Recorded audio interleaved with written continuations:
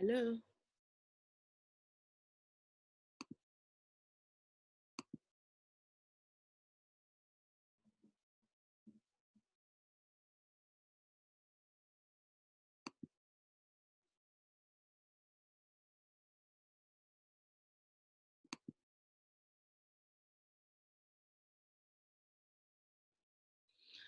Good morning.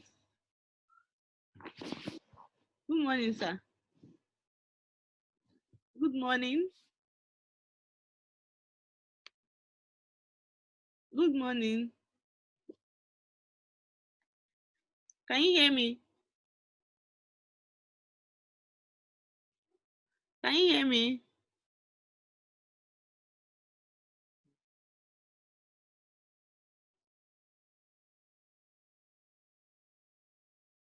Hello. Oh, can you hear me? Can you hear me? Hello. Hello. Your audio is not on.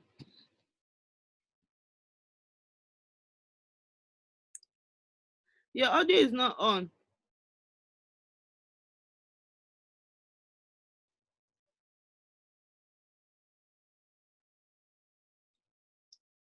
Your audio is not on, sir.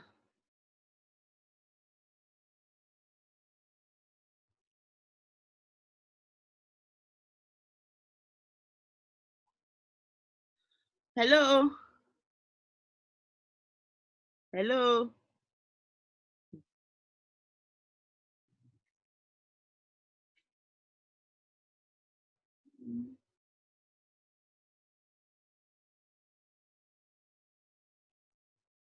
Hello.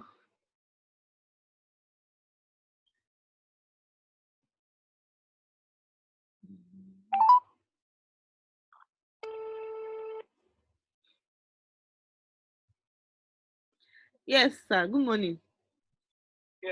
Your audio is not on. Okay. Mm, okay.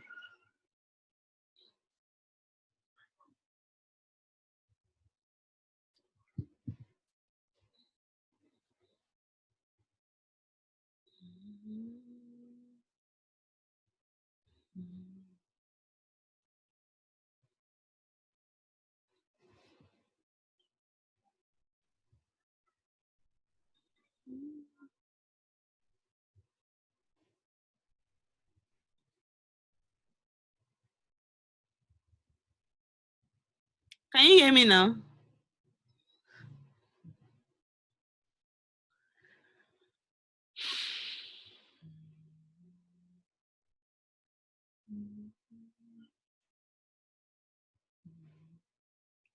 Your audio is still not on.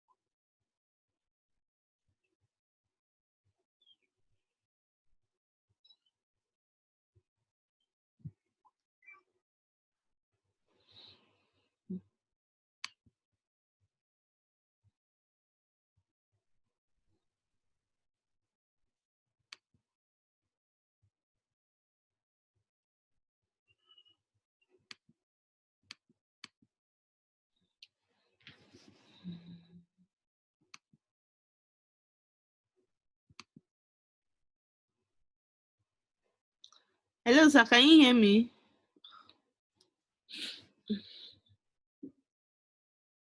Hello.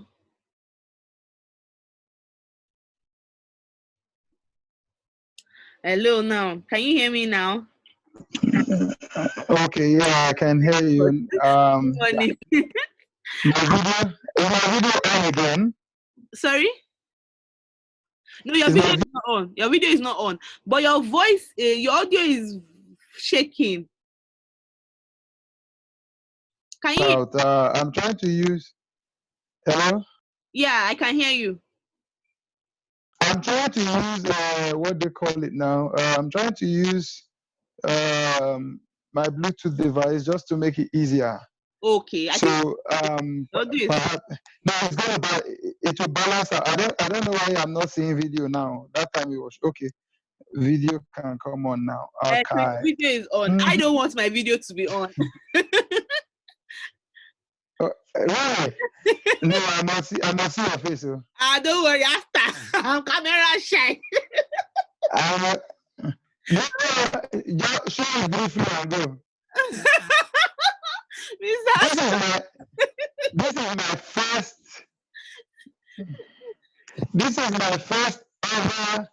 This is my first ever meeting on Zoom. So that's good. This is my first ever meeting on. I've never been on the platform or something. Oh, great! I've been using it. Let me see. I'm trying to balance. I'm trying to balance out my lights now. Okay. And the thing is, I want the speakers to be the center of attraction. Okay. I don't want to be in the middle. For now, let me just see the face. Huh? Mr. Acholi, will not kill me. Oh Lord. Let us. Even if it's natural, show it. Okay, no problem. Let me show you. Let me show it. So, somebody else comes in, because I will take it off. Show it. I'm coming. Show it. Let's see. 1 minute. I'm actually in the bedroom, so. I want to. People are forcing me. I have to go and talk to my children now to please forgive me and keep quiet. Oh. So I'm sitting right on my bed. I'm fixing an angle that you will not know. You don't know in the room. Okay. I can see your horror movie background. So let me now take off my video. Thank you, sir. Thank you. Okay. Good. Okay. Pastor. Okay. Yeah. So we have Pastor here. Pastor Atuli, sir. Okay. Good morning, sir. Good morning, sir. Good morning, sir. Okay. Good morning. Good morning, sir. Daniel.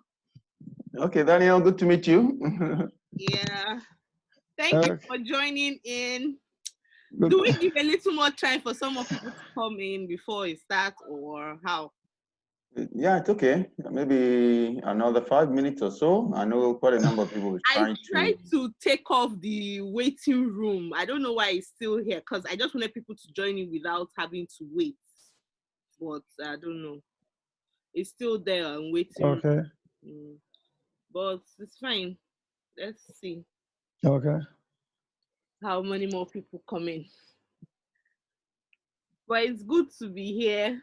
Thank you, Pastor. Thank you. Relationship Guru, for accepting the impromptu invitation. I saw a lot of your phone. Is my name. Just leave that Guru thing. Okay, no problem. I will leave the Guru thing. Okay, so I have a lot of DMs. I think a lot of people are trying to come in, but they can't. So.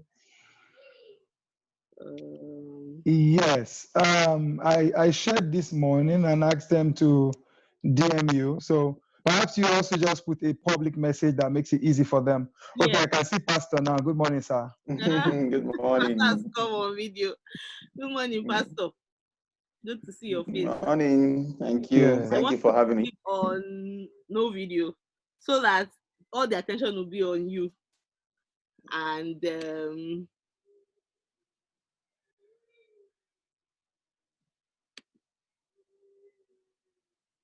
I saw that when I just shared this this morning. So I was going to ask you before more people join. Okay. Hello? Yes, I can hear you. I can hear you. Can you hear me? Yes, I can.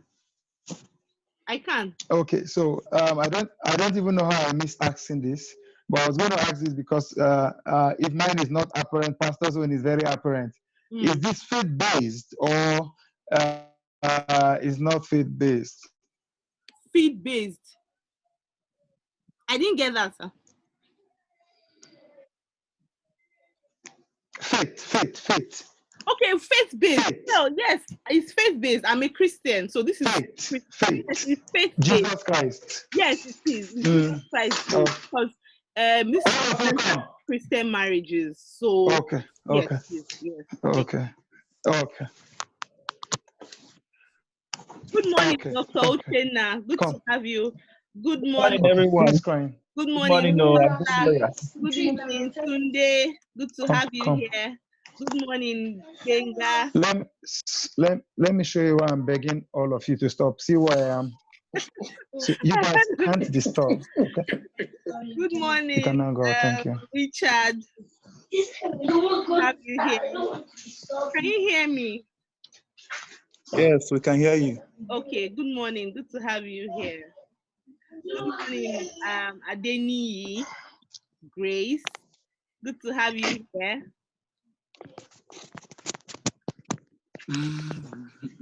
Good morning, Adeni, Grace. Good to have you here. Good morning, everyone. So we have a couple of people. Good morning. We can start. Good to have everyone here. Good to have you, Good morning. Good morning. So yeah, we can start now. And we have our guest speakers here as well, Pastor Tunde Adisa and Mr. Ocholi of Relationship and Marriage Outreach. My name is Imelda.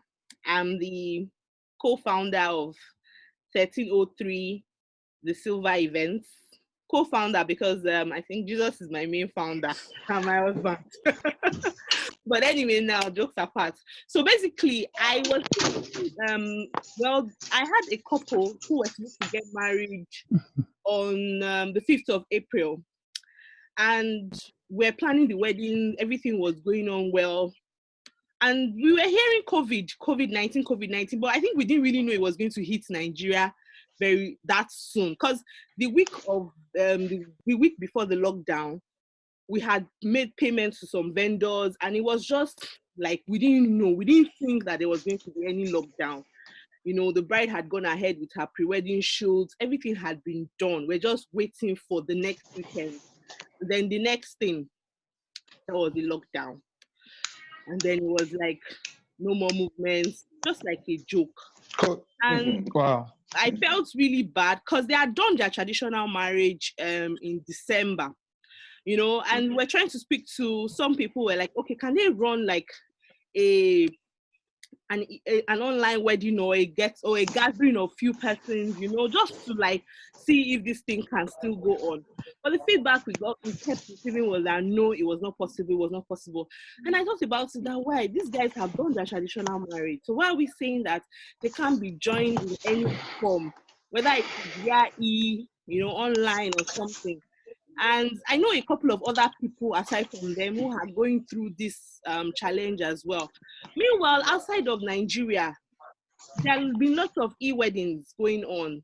Like this morning, I have a lot of files that I will see how I can share them here.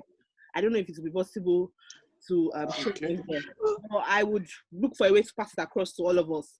So they've done e-weddings in countries like Indonesia. In the US, it's really rampant there now. In Australia, in fact, Indonesia had to, of course, they have like a proper what's the word now? Registry, documentation. And so they opened that to online registration or online receipt of certificates for those who had already registered prior, to this COVID-19. And so it means that other countries are putting this into consideration. So it wasn't only me that thought about it. And I feel that some people in Nigeria would have also thought about it, that why can't people be joined, online? If we're having churches online now, if we're having meetings online, company meetings online, why can't we have these people join online instead of making them, especially for those ones who have done their traditional marriage? instead of making them wait, because of the church wedding. So I just thought about it. I'm like, okay, let me hear the views of experts around this. Let me hear from Pastor, and then let me hear from Mr. Ocholi, who is a relationship expert, and then let every other person hear from them as well. And then let's see, let's also share our views around this thought process. So this is like a brief introduction of what this is about. And then, yes, this is centered around Christian marriages, right? Because that's the one that is mostly going to be affected by this. So I'd like to hear from Pastor first. Pastor, I'd like to hear your views on this. I know I spoke with you while I was trying to get you on board, and then you shared some things with me within 2 minutes. It was a very, very deep, in-depth discussion. I'd like you to please share with everybody. Let's all hear your views around this, sir. Thank you. Okay. Good morning, everyone. Morning, sir.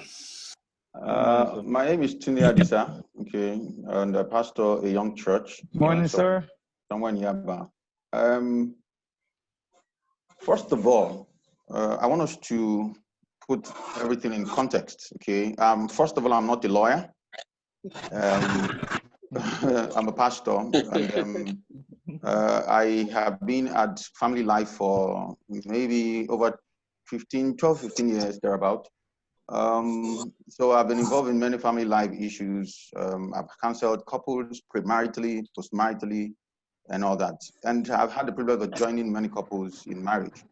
All right, so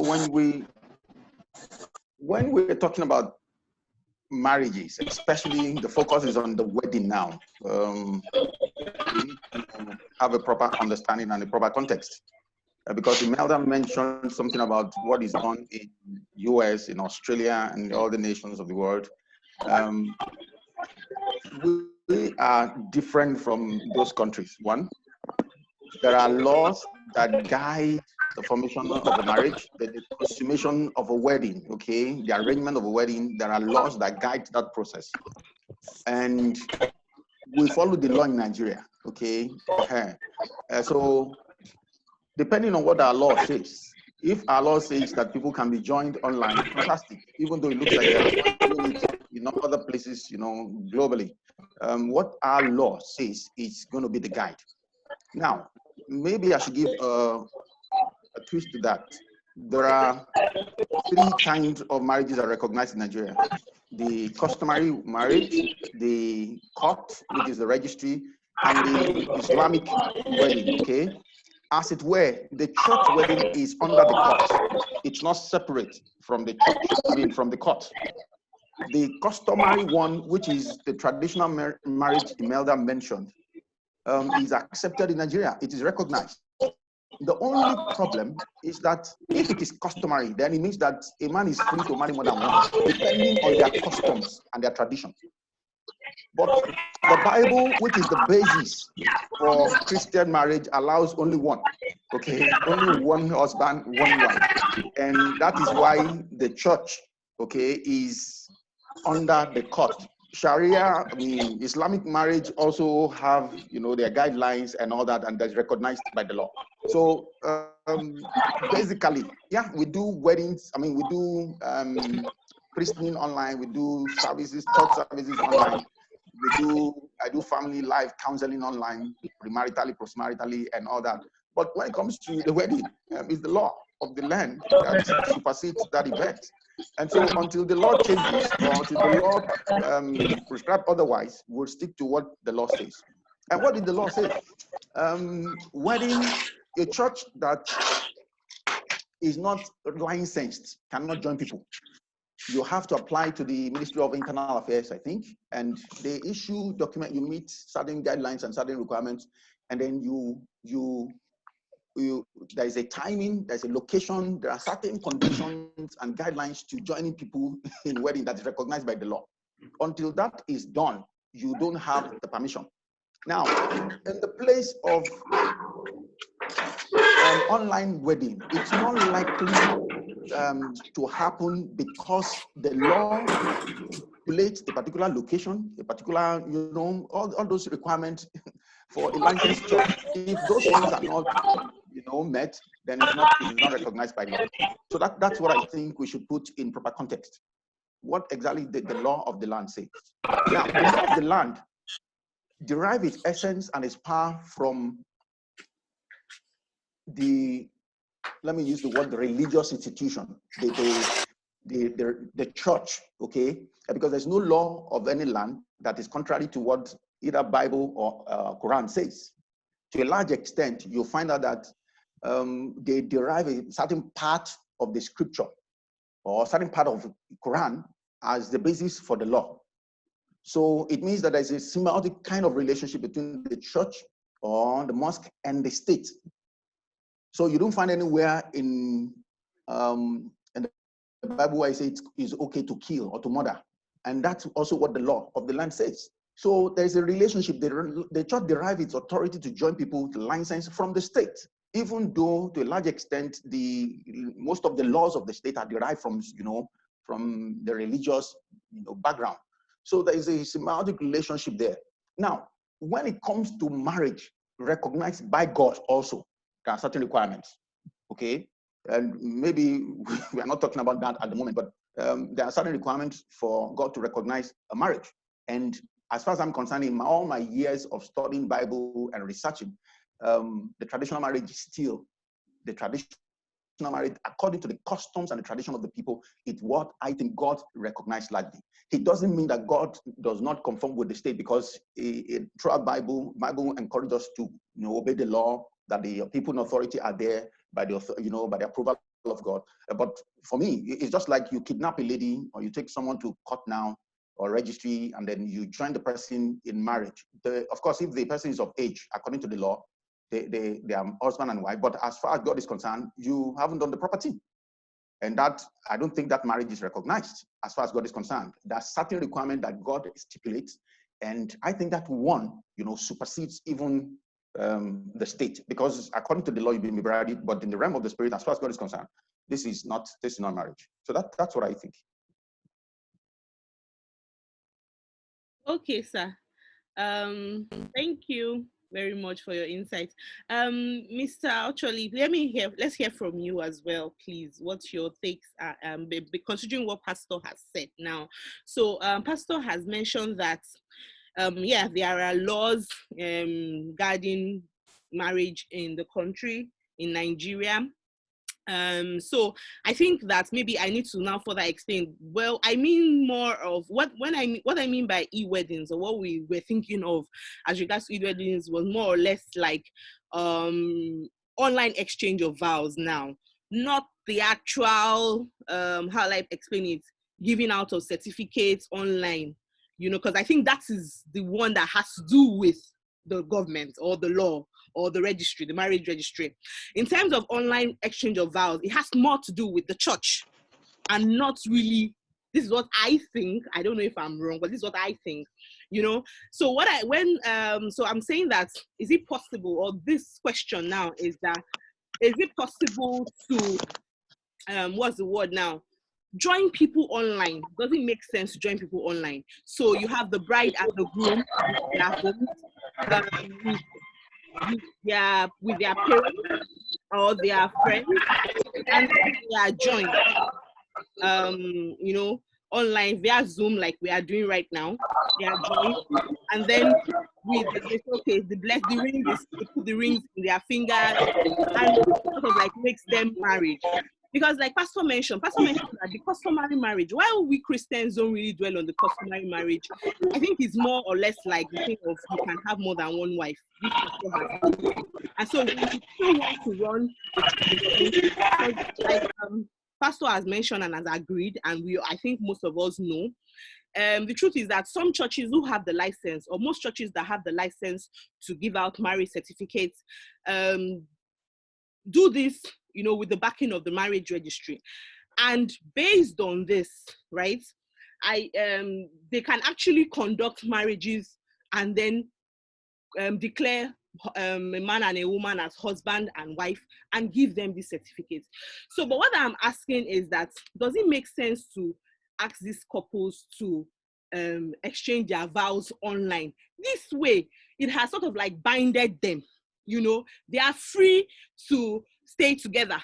They are free to now, what's the word, live together, pending when this pandemic is over.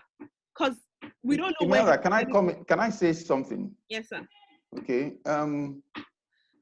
See, I have, like part of what I said earlier, if you're getting married in a particular church, there are guidelines in that church that you have to conform with.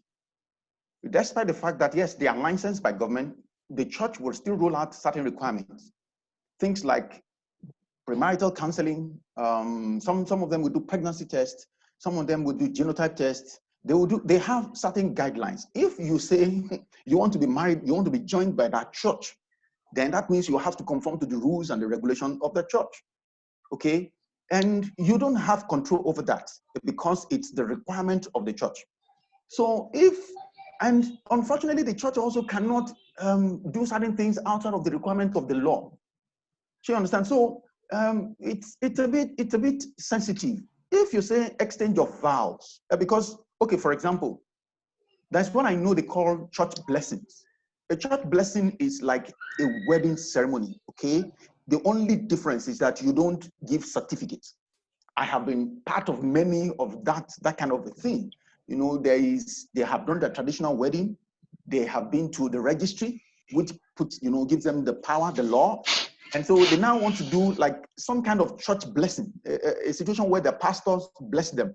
And so what we do is conduct it like a wedding. The only difference, they will extend their vows, they will extend their rings. The only difference is that we don't issue house certificates. And that one can happen anywhere. The pastors can come to the reception venue. They can go to the traditional wedding venue, anywhere. You know, that is a church blessing. And that one too can happen online, okay? But when it comes to, so if it is wedding, you know, because I want us to define it. If it's the proper marriage, the wedding, then it means that issuing out of certificates, it requires certain requirements. If it's not, then they can bless them depending on the capacity of their church and the ability to innovate, you know, and experiment. But outside of that, it's a thin line. I hope that is clear. Yes, Pastor. Mm-hmm. That's clear. Okay. So I think this is. Can you hear me? Yes, we can. Can you hear me? We can. I'm answering on behalf of everyone. Can you hear me? Yes. Okay, Yes. I think this is the proper. Okay, I think this is the proper place to come in. So I'm going to yab you and Pastor Small to first of all say that you and Pastor are speaking a lot because or you're saying certain things because you are not learned. Coincidentally, I'm a practicing lawyer and very well schooled when it comes to matrimonial matters.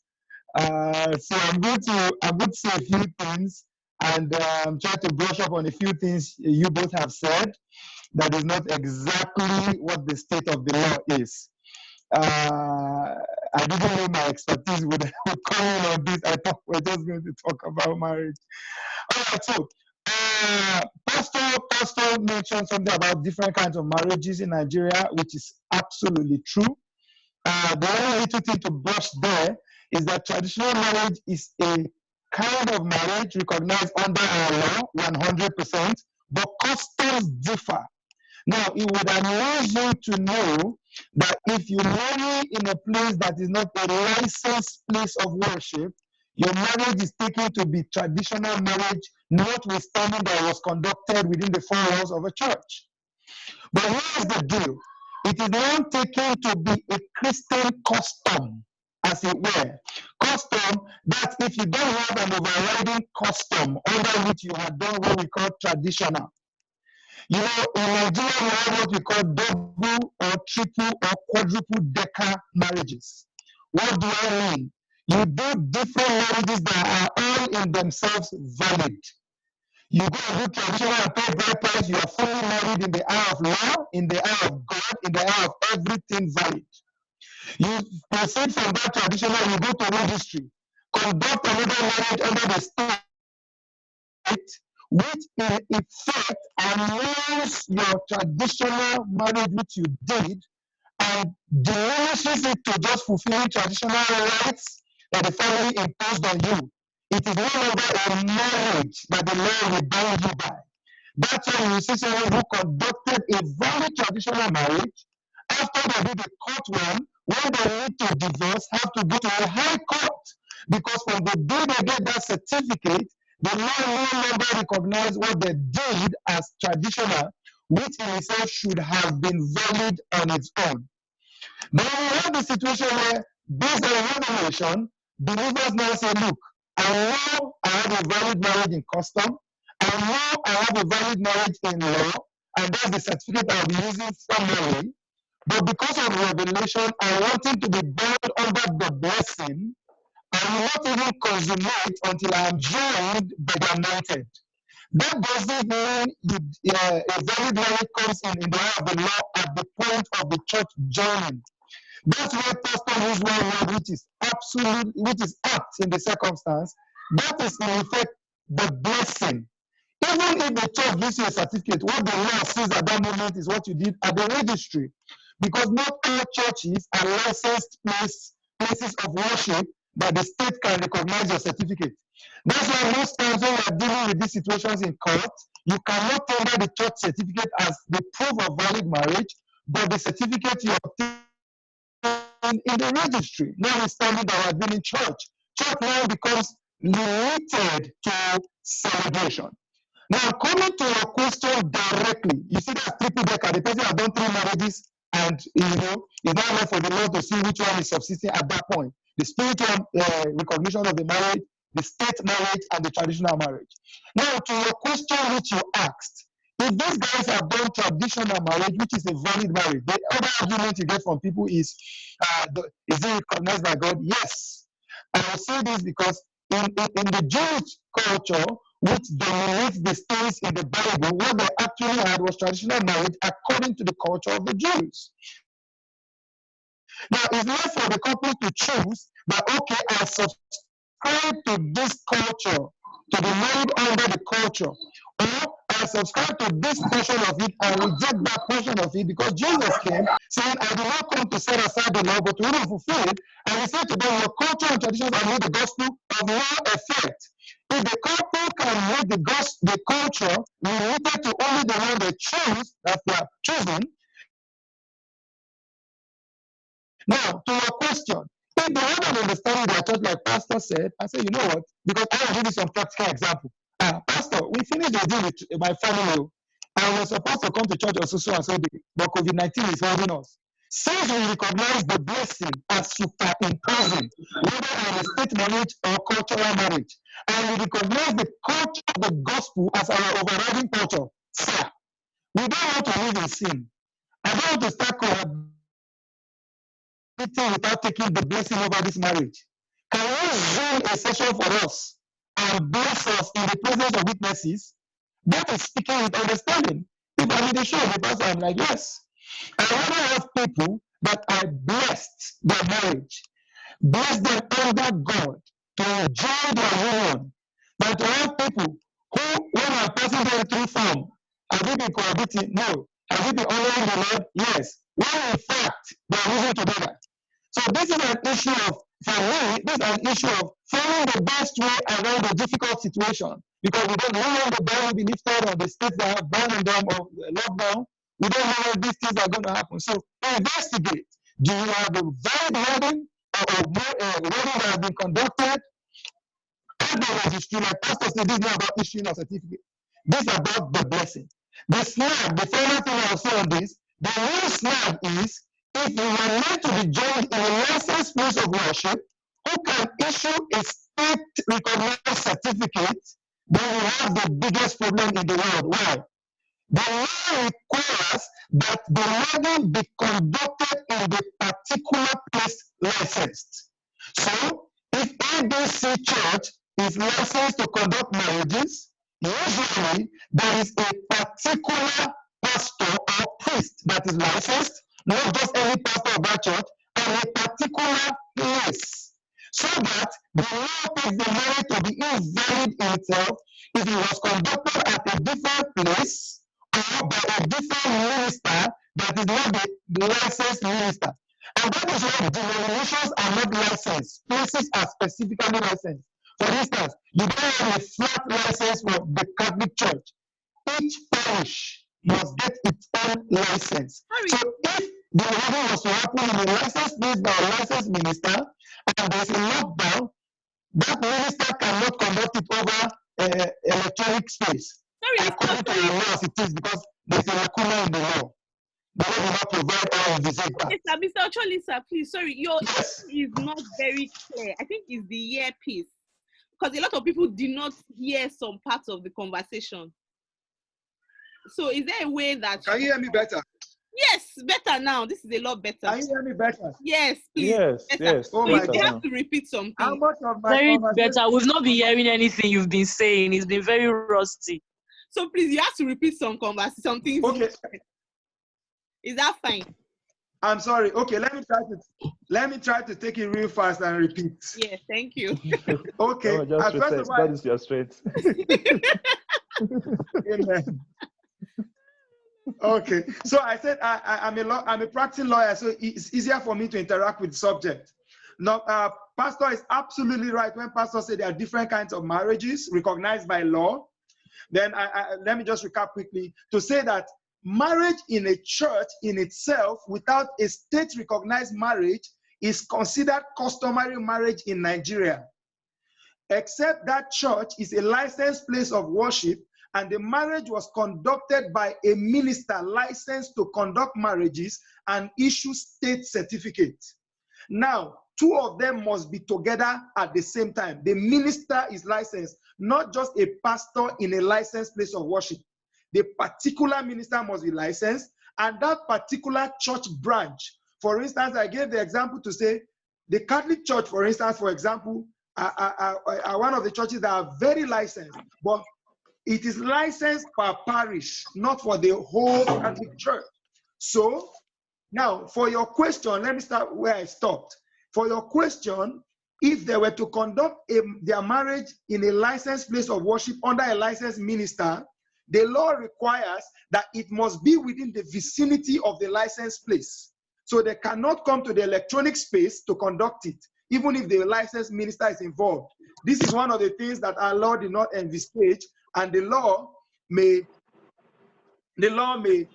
have to be amended in the future because of these emerging realities. Now, to other points I made, just to recap for the part you missed, if you had conducted a traditional marriage, which is one of the recognized marriages in our law, what you would do for yourself is to say, Pastor, I don't want to be cohabiting when I've not received the blessing of marriage. Since the law recognizes that marriage, and we're to do registry later, before the day we fix for church, sir, can you say the blessing? We will subscribe to the blessing of God and the law of God concerning marriage. We did the traditional, although law recognizes as a marriage, to fulfill the rights that our families demanded. At that point, by choice, the couple have limited the traditional marriage to just a rite performed.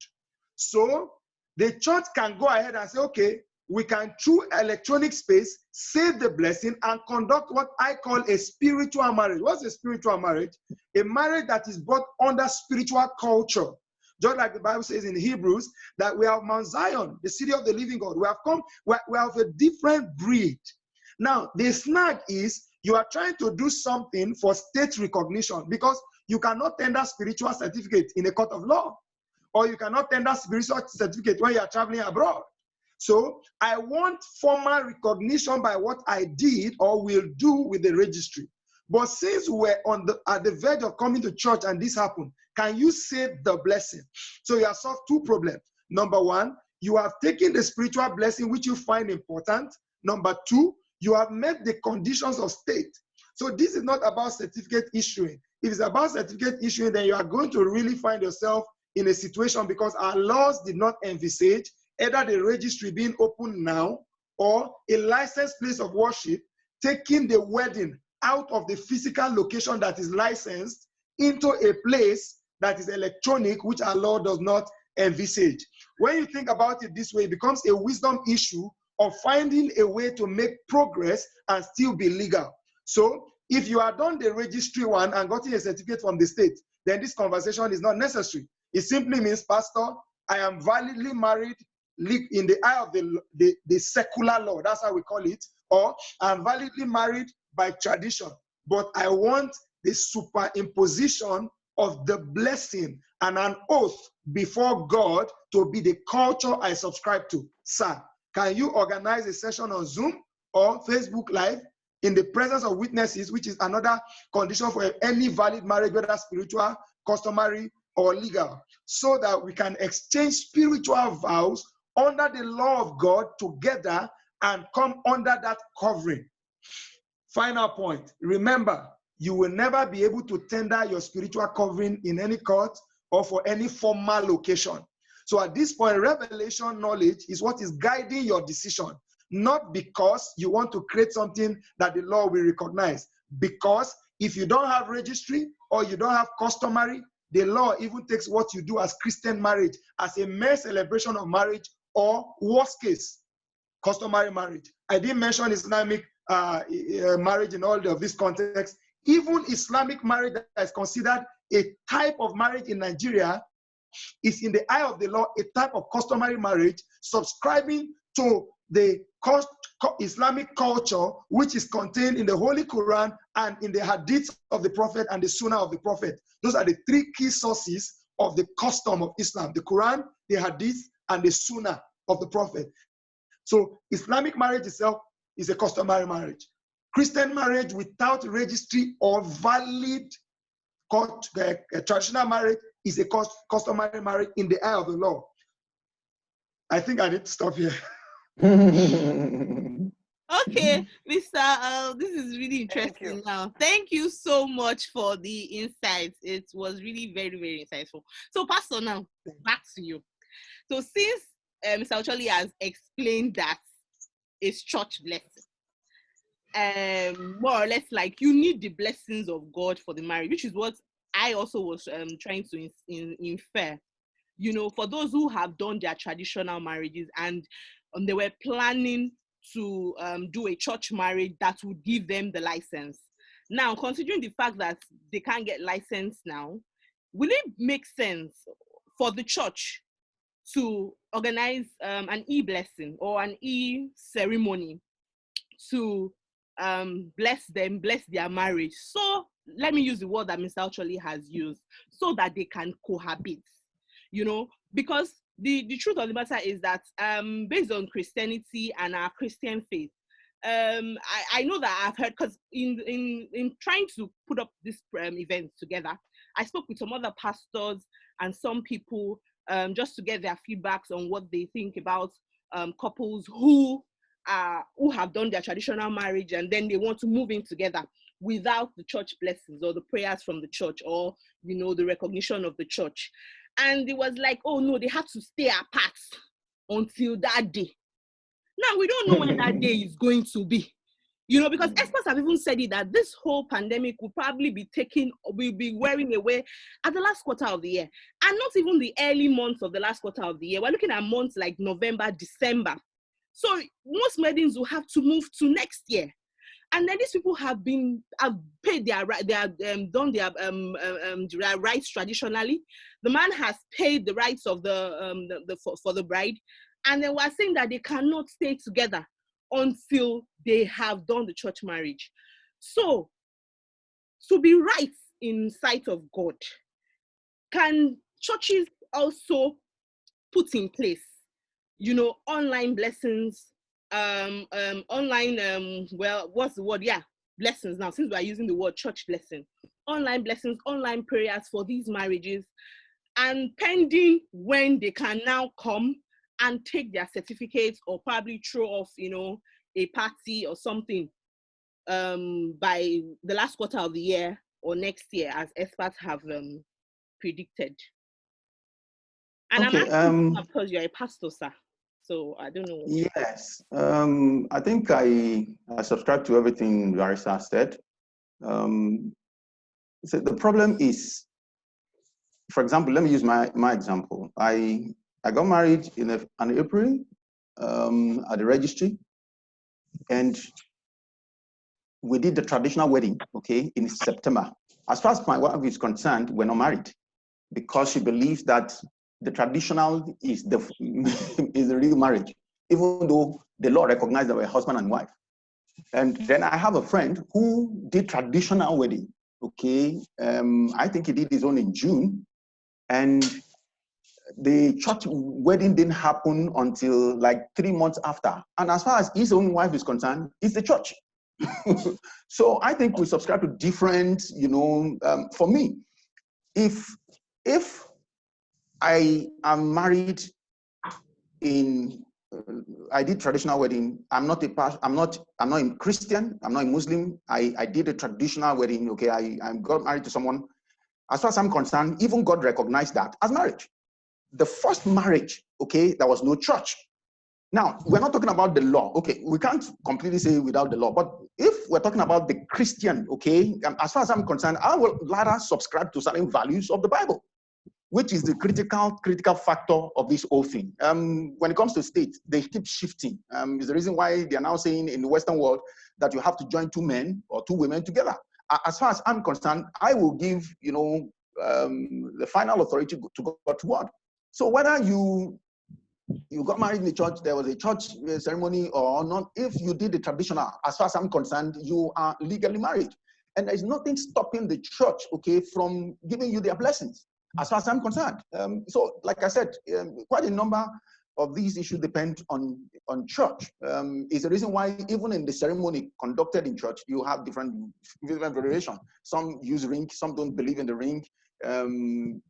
Some will ask you to bring your vows, some will write the vows for you, different variation of these things. But as far as I'm concerned, if they have done the traditional, you pay the price that is required, you met with the family and you did that, there is nothing stopping any pastor, any church from blessing you so that maybe you can cohabit. But what that also tells me is that you're not likely to come back to church again and say you want to conduct a wedding ceremony. Once that is done, you move on with your life.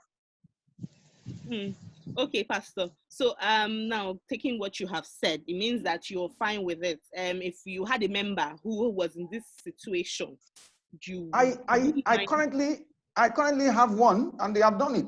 They are living together, as far as I'm concerned. They did a traditional wedding, and then they've been to registry. All I did was, in fact, they are still in counseling, as far as because we couldn't finish our classes. We're still in counseling. Okay, so we do counseling online, and then I'm getting feedback on their relationship.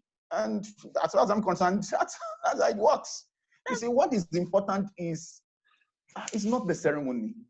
Because the ceremony is just for 1 or 2 days. If your father is very rich, maybe 1 week you do celebration. The real marriage starts after that.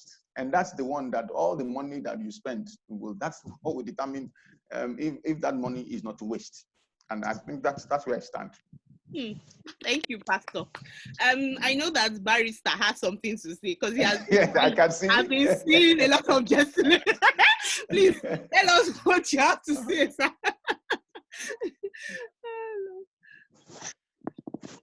Your mic is muted. Okay, let me unmute. Your mic is muted. Yeah. Okay. Okay. I say, first of all, I want to say I'm in love with Pastor already. And right after this session, I would need to get his contact and contact him straight. Wait. See, my people. Legalism has destroyed more spirituality in this country than ever. Thank you, sir. You see that thing Pastor said? The moment you go into legalism, God is not like that. Oh, God is not like that at all. Remember, when Joseph realized Mary was pregnant, Bible says he wanted to put her away quietly. No amebo, no quarrel. Just go. As angels showed up to him, he collected back his wife. How they did the marriage, who quarreled, that you were pregnant or you were not pregnant, Bible did not major on it at all. So we major on a lot of things, and we even lead people to sin. Like Pastor said, don't join those people and see. You will just see Bele and you still forgive them. So why don't I make it easier for the people who follow me to be able to be spiritual with my support? Like I said, I think the pastors that find themselves in the hardest place now are those who are licensed place of worship and licensed ministers, who find it difficult to be able to conduct a valid marriage online. But that person also has a window, like the window Pastor gave. Have you done traditional? Are both your families giving you to each other? Are they satisfied to go by an electronic process and allow you live together as man and wife? If your answer is yes, I will join you. I will say the blessing electronically, and I'll explain why. My traditional marriage, I may get the dates mixed up, but I'll get the period. My traditional wedding was 3rd of November. We traveled to the other state where we're supposed to do the church and did the registry the following week. Then the wedding in church happened the following week. If we can do that without snag and follow through each of them, who says I cannot bless you after your trad and COVID interrupted? Then when we resume, apart from what we have done electronically, since I'm a licensed place of worship and I need to conduct a valid state issued certificate one in that place by me, the licensed one. Since you need the certificate for your job, for travels, and for important things that are secular, I will gather. People don't have to be 1,000 or 100. A valid marriage is 2 consenting adults in the presence of a minister, either in law or spiritual, and the presence of witnesses. Witnesses is 2 or above. So even if it's inside the pastor's office, within the licensed vicinity, by the licensed minister, and I say on this day, I pronounce you this, and give you the certificate, game up. So we must simplify the process and not make life hard on people. That is my contribution on the matter. Thank you, Barrister. Let me add to that. I think we need to address the real issues here. Quite a number of people are completely ignorant. People are more interested in the chemistries than in the whole process of building a family. So you find out that they go for choreography to dance, but they never had time to go for counseling. They don't even know how to build marriage. They think that is love, only love will make it work. So that's why the marriages are failing. So like you said, it's not more about legalism, being religious. It's more about the spirituality, the understanding and the requirement of building powerful families. And that's what is missing. We are too carried away by the ceremonies and the parties and the after parties and all that. There is a marriage, there's a matter that I saw on Twitter. This man got married in January. Traditionally, as we speak now, the wife is dead. He's been arrested by the court. I mean, by the police. Just January. In 3 months, someone has killed someone. It happened in the East. It was on Twitter. So it means that they've not even been prepared for what they were going into. So I think that is what guys will need to pay attention to. The requirements are becoming a little bit more complicated. People need to be knowledgeable. They need more understanding of what the marriage institution required, okay? Not just the party and the ceremony. They will spend so much money on all the ceremony, and they will not spend 1 naira on the counseling, just for the one that will protect all the money they're going to spend in the ceremony. They don't have the time for that. Hello? So, Pastor is touching some very serious issues for me, because when we do our events or the premarital class, sometimes I look at people, especially the premarital class, because that's the only event we put any fee to tuition and all of that, because it's intensive, all of that. You see some people and you are just amazed, like preparation is so low, very, very, very low. If I just pull out our counseling phone, it's unimaginable the things people say. I mean, I'll give you a straight example, and I've heard this one myself. I had to talk to people, not just one person. So marriages have been suspended because of COVID, and one of the parties are showing up in our inbox in most of those cases to say, my wedding was supposed to be last week, or my wedding was supposed to be next week, but I'm having a rethink. I'm like, what? Oh, so minus COVID, you should have been married last week. Or minus COVID, you should have been married next week. And you are in my DM seeking counseling, whether you are making a mistake. That person is poorly, as in, some of the cases get intensively confusing. When I begin to get the facts, then you see people who feel trapped, like I was trapped in the process, I didn't know what to do, but since this has led to suspension, I'm rethinking. Then in some of those cases that I have counseled recently, they have already done traditional. So most of them, I just tell them, My brother, sorry, you're already married though. Yes. It's just process you were waiting for. Now, this boils down to what Pastor is saying. The person, and some of those people did not even know they are married. Or what do you have to say about situations I had to face recently? I'm not talking of one or two, where young chaps, this emotion pastor is talking about cha. They just walk to registry. Registry is a 21-day business for any two consenting adults. No parental consent or anything. Then all of a sudden you're saying, I don't even like the relationship. Many of them say, my sister, calm down. You are not in a relationship. You are married.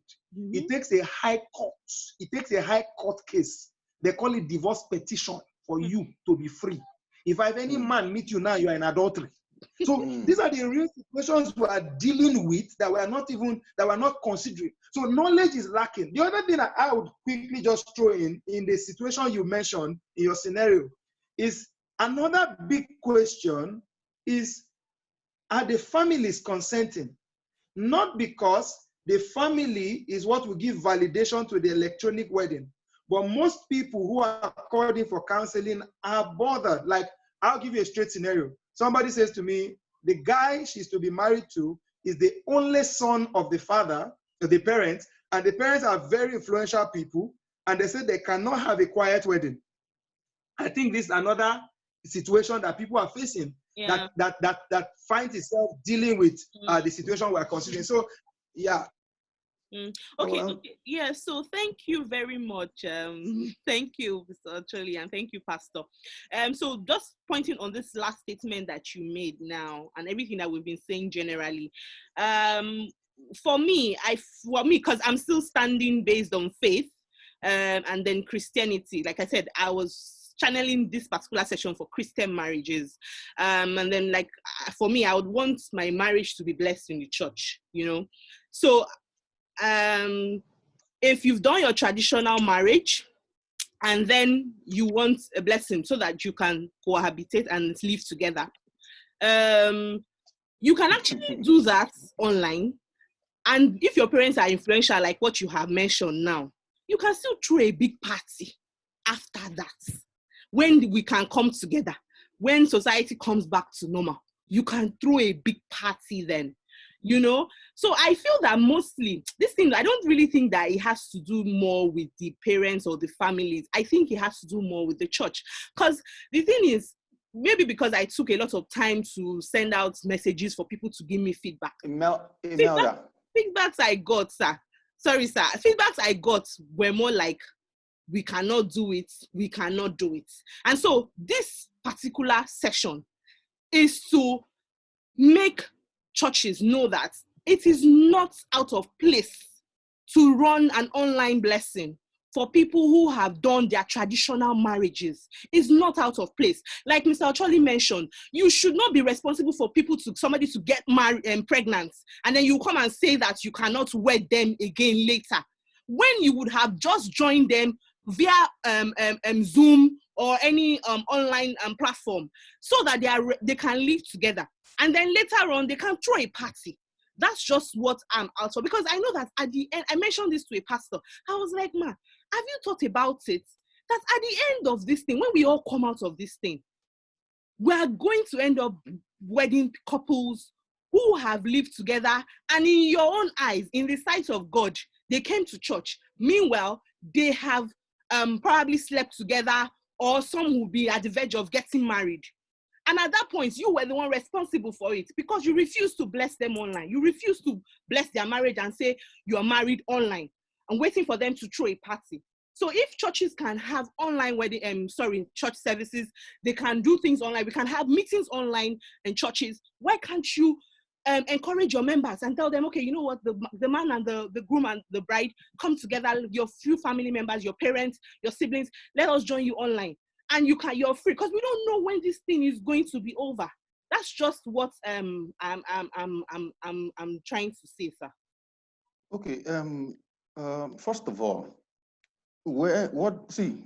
you can't hold the church responsible for certain things, because, for example, you said something about you want your church married to be blessed by the church and all that. Yours sincerely, I didn't have a church wedding. I hope you're listening to me. Yes, I'm listening. I didn't have a church wedding. We couldn't afford it. Okay, I went to the registry and I did the traditional. And my pastors came and blessed us. They blessed the ring and we exchanged our wedding rings. I have been... Pastor, at that point, sir. Sorry, sir. Yes, sir. Yes, sir. I chip in to say that you had a church wedding. Yes. Yes, Yes, thank sir. you. Because your blessing, your ring was blessed. That's Yes. the legality thing I'm talking about. You had a valid church blessing. Sorry, sir.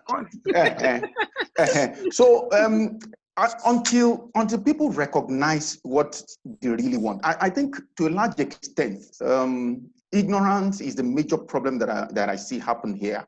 And it's also the reason why the church is not as effective as the church should be. See, leave it. Church will be forced. Have we not been forced to go online now? There's certain aspect of human life that the church will be forced to take. We will have to move into that dimension. You may not be able to contend with it now, but the church will be forced to do certain things. Okay. Now we are doing services online. We are giving online. You can pray for someone on the phone, and there will be testimony and miracle on the other side. I do christening online. There's so many things that the church will do. So we have to be an intelligent church. Okay, if the church refuses to change, the change will overtake the church, and it will make the church to be not relevant. And I think that's where the issue is. So I think it depends largely on the people. There's nothing wrong with what the barrister said. Okay, in people who have fulfilled certain part, the customary traditional. Why would the church not say, okay, let's bless you guys? Then after the whole ceremony, we can come back and do whatever they need to make sure that now the certificates can be issued and all that. That's what I think. Okay, so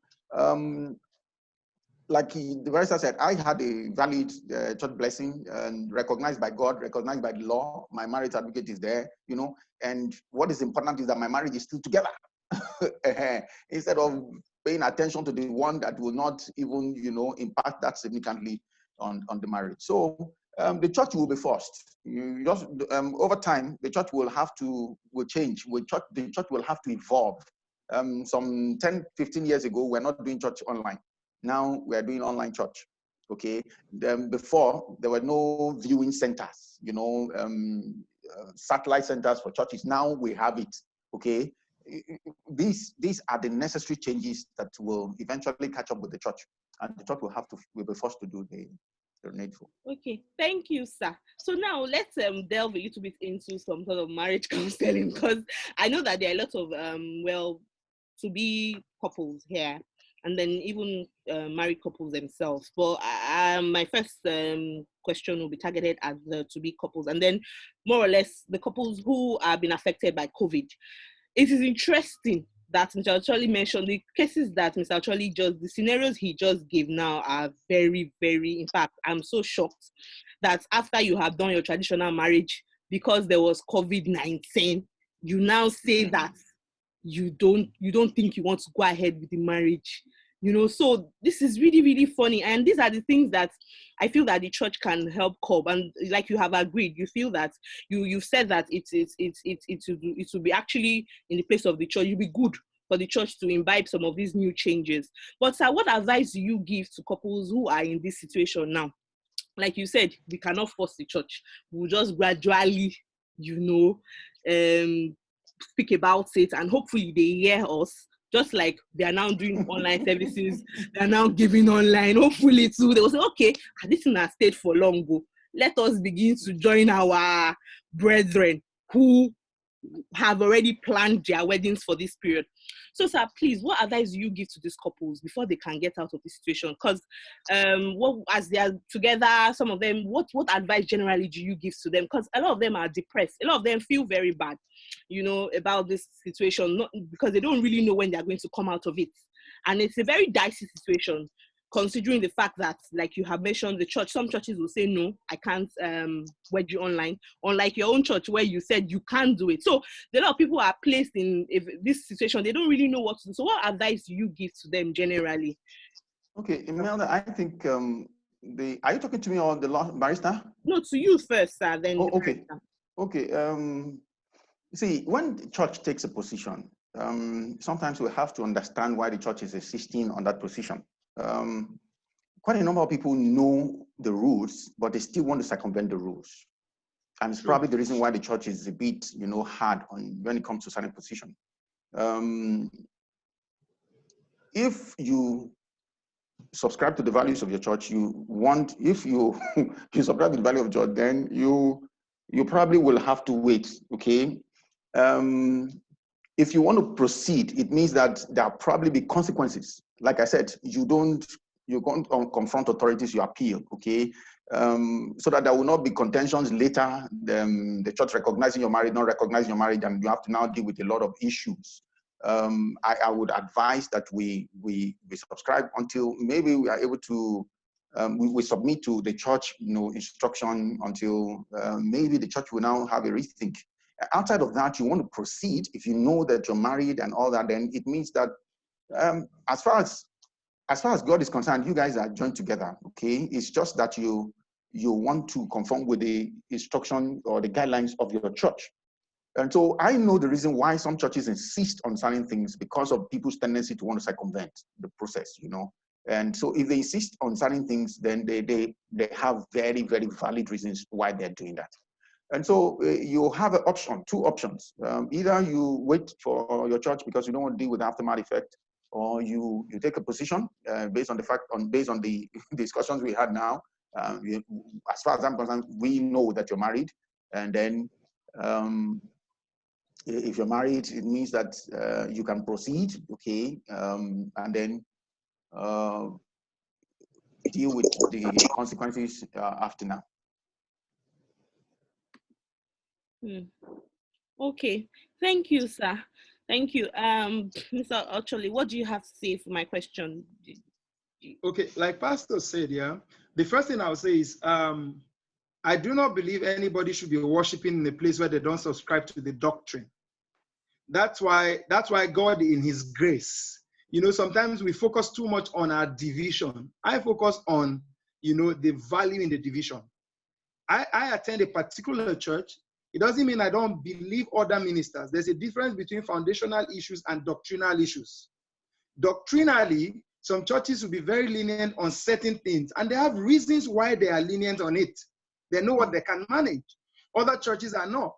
So for some people, this is the time they are going to realize, I don't even really agree with this church. That's the honest truth. So it now also behoves on them to handle it maturely. I'll give you a scenario which I endorsed. I mean, I was very okay with it, because the guy sought my advice, and I have to tell him, I'm in a fix. This gentleman attends a particular church. It was not COVID-19. I think it was last year. Yes, it was last year. It was not COVID-19 issue. But they went home, did a traditional, in their custom, both his family and her family gave her to him. Go. But they came back here, and the church said, we only join people in 4 windows in the year. You must go through this counseling for this number of months, and we cannot give you a date. The church is a very big church, and they have structure. So we join at so and so times of the year. So, and sometimes they also do mass wedding, like 20 person at a time, 15 person at a time. A pastor used to be in the branch who was posted away that he had a better relationship with, who he was trying to find a way around things with, because he returned to Abuja with his wife. But he kept living under this, I need to sort this spiritual part, So he met a pastor friend, and I told him, you know what? He had attended one of our premarital classes, and we give certificate or a letter of introduction to say this person took so and so courses. So he met me and said, I want to submit this and say to this pastor, if he's training with Tuko, I said, go ahead. If there's a pastor on earth who believes you enough to say, come, I will wed you guys in my church, since you understand the spiritual significance, then go ahead. Because the structure he's dealing with in his own church is so big, he can't penetrate it at all. And they were not ready to wait. So what he did was, he did that, and I told him, as far as your church will not be angry, because part of the wisdom I thought I shared with him was, I have seen situations where people announce their wedding in their church that is happening somewhere else. They'll go and marry and come back and continue with their spouse. The church will not kick them out. So I said to him, since you have gone and done the marriage at home, and your church people were aware, at least your department people were told, it's not like they were not invited, finish it off with that minister that believes you enough and you trust his grace, who is ready to join you. Simple, return and say, my wedding was good. We did it in so and so place. and you continue to serve.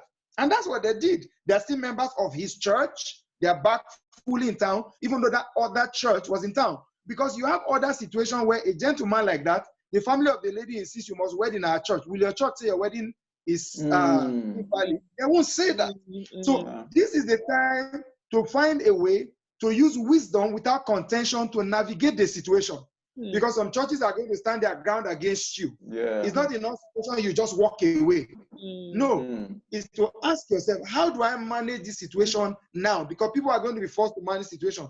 Churches are evolving. Like Pastor said, like Imelda said, right now, I'll give you another personal example. My pastor is on social media, our church is on social media, but my pastor was not doing it personally at all. He did it himself on the altar. But since COVID-19 shut us down, he's been on all social media platforms 9 a.m. every day. Sorry, Facebook 9 a.m. Every day. He's doing a 12 o'clock one on all social media platforms, inviting different ministers and having conversation, including our days of service. Then he'll still do service in the evening. So on the average day right now, my pastor is on social media 2 to 3 times a day. So, in fact, I was all laughing. So the world is evolving. Your church is soon evolve. Don't worry. So for now, find a way, find a way around it, and you. Thank you very much, Saz. And now I know that a lot of the participants would have one or two things to say. I know some of them probably have questions. But before we get there, I would like to quickly mention our sponsors. So I said that we have in support or in solidarity to couples who were to get married this period, we're able to get some gift items for them. For couples who are supposed to get married between April to June. And so if there are some of them on this particular session, I'd like them to please drop a message via chat and just indicate themselves so that there will be a way to mention them for the, or to select them now for the gifts. And then our sponsors for this are Cynics Electronics, we have JB Furniture, we have Mobile Spa Lagos, and then we also have Umify stores. So they'll be getting items from these companies, which they'll receive after their wedding. Either they decided to do or when they decide to come together, but whichever way they'll receive items. So if there's anyone like that here, you're supposed to get married between April and June this year, please can you kindly indicate? And if there's no one here, since you have heard, can you tell others, because there's going to be a session on Instagram this night at 7. You can tell them to join that session so that they can also have access to this gift. So but a big thank you to our sponsors. Thank you very much for giving out items to our brides. I feel I really have a large spot for this because everybody's talking about the COVID-19. Everybody's talking about it. Nobody is remembering people that were supposed to do something this deep this period. You know, I told the pastor that we need to be praying for these people too, because they're really passing through a tough time. You know, we're talking about businesses, all the things they're saying, business. We're not remembering people who had life events at this time. We need to put them in our prayers, you know, because like I mentioned, some of them are not really happy this period. So thank you very much. And then so for our participants, if you have questions, please could you unmute your mic and please ask the questions, please. If you have questions, you have anything to say, any contribution, please unmute your mic and ask. Please. I won't be able to unmute everybody's mic at once because there'll be a lot of noise from the background. So if you have any questions, please ask. Please ask. Cruz, I knew you had a question to ask. Is there any question, please? We're waiting. Pastor is waiting. This is Mr. Ocholi. You're talking to Mr. Ocholi for free. So ask him all your questions, though. And look at him at no cost now. If not, after now, it's paid counseling. What you want to use. So please, if you have any questions, please ask. Okay, I have a question. Okay. Hello, I have a question. We can hear you. Okay, and my question is, what if You guys spoke about parental consent. So I wanted to ask, what if you come from a home where your father is a Muslim and your mother is a Christian, and you are a Christian and you want to get married, and your father is like, no, you must marry a Muslim, and every other person is in support of the marriage, but your father is like, if you want to go ahead to marry a Christian, go ahead, but I'm not in support. I will not join that marriage. Will it be okay to go ahead with the marriage? Okay, hello? Yes, I can hear you. Okay, okay. I think let the lesser mortal shoot first, then pastor can fire. All right. This is a very dicey question, and I'm going to be honest with you. I won't beat around the bush. I'll just tell you as it is. Unfortunately, there's such cultural intrusion in marriage. Now, borrowing from a culture that was apparent in scripture, I talked about Joseph earlier. The question of you are pregnant, I'm not responsible, I'll put you away, had nothing to do with family meeting. They didn't call any family meeting, no village square. It was an independent adult decision. If you backtrack to Genesis, when God brought Eve to Adam, God himself, who was the father, the mother, the culture, allowed Adam to choose, even though God had brought her. It was Adam that said, this is my wife. Oh. Now, you would need wisdom. Put legalism and being right spiritually side by side. You can have a valid legal marriage without a finger lifted by your father or your mother in terms of consent. Even churches that talk about parental consent is just a doctrine. Like Pastor said, churches have reasons why they put rules in place. Because some people who go and meet their father, give him a full 5 worker, do your worst, and go and marry. That's not an obedient child. Obedience in this case is not for your parents to choose for you or dictate your life. But here's the deal. For a lot of people, they have applied all the honor principles, no exchanging of words, no insulting, no attacking. But you're even talking of a Muslim father. I'm talking Christian father. And he stands his ground and says, forget it. As far as I'm alive, not this person. You have such intensive resistance. What you have to do at this time is to apply patience, pray for that parent to come to understanding. But the next question becomes, how long do I wait? The situations are different for different people. You cannot prescribe a time frame because a lot is going into that time. You are trying to carry along your spouse, your partner to be, or your spouse to be. You are trying to carry this person along. You are trying to manage with honor. You are trying to do this. If your time is exhausted and you have done all you need to do, have sought all the counsel you need to seek from your spiritual guide, counselor, and elderly persons around, for this cause shall a man leave father and mother and cleave. Nobody is asking the registry, where's your father's letter? Or where's your mother's letter? If you honor to your own limits, or to the limit of counsel, and you exhaust all the honor, and that parent still stands the way, you are an adult. The Lord bless you in your journey. And just in case there's fear lingering in your heart, there's something in Proverbs 26 or 22, I'm getting it mixed up, that is called a causeless curse. He said that curse has no basis, it will not land on you. Because the next thing people are afraid of is the threat of, I'll be under a curse. Forget it. You cannot be cursed when you have done what you should do and you are under the blessing of Christ. God will rather reach that parent to reach you before they die.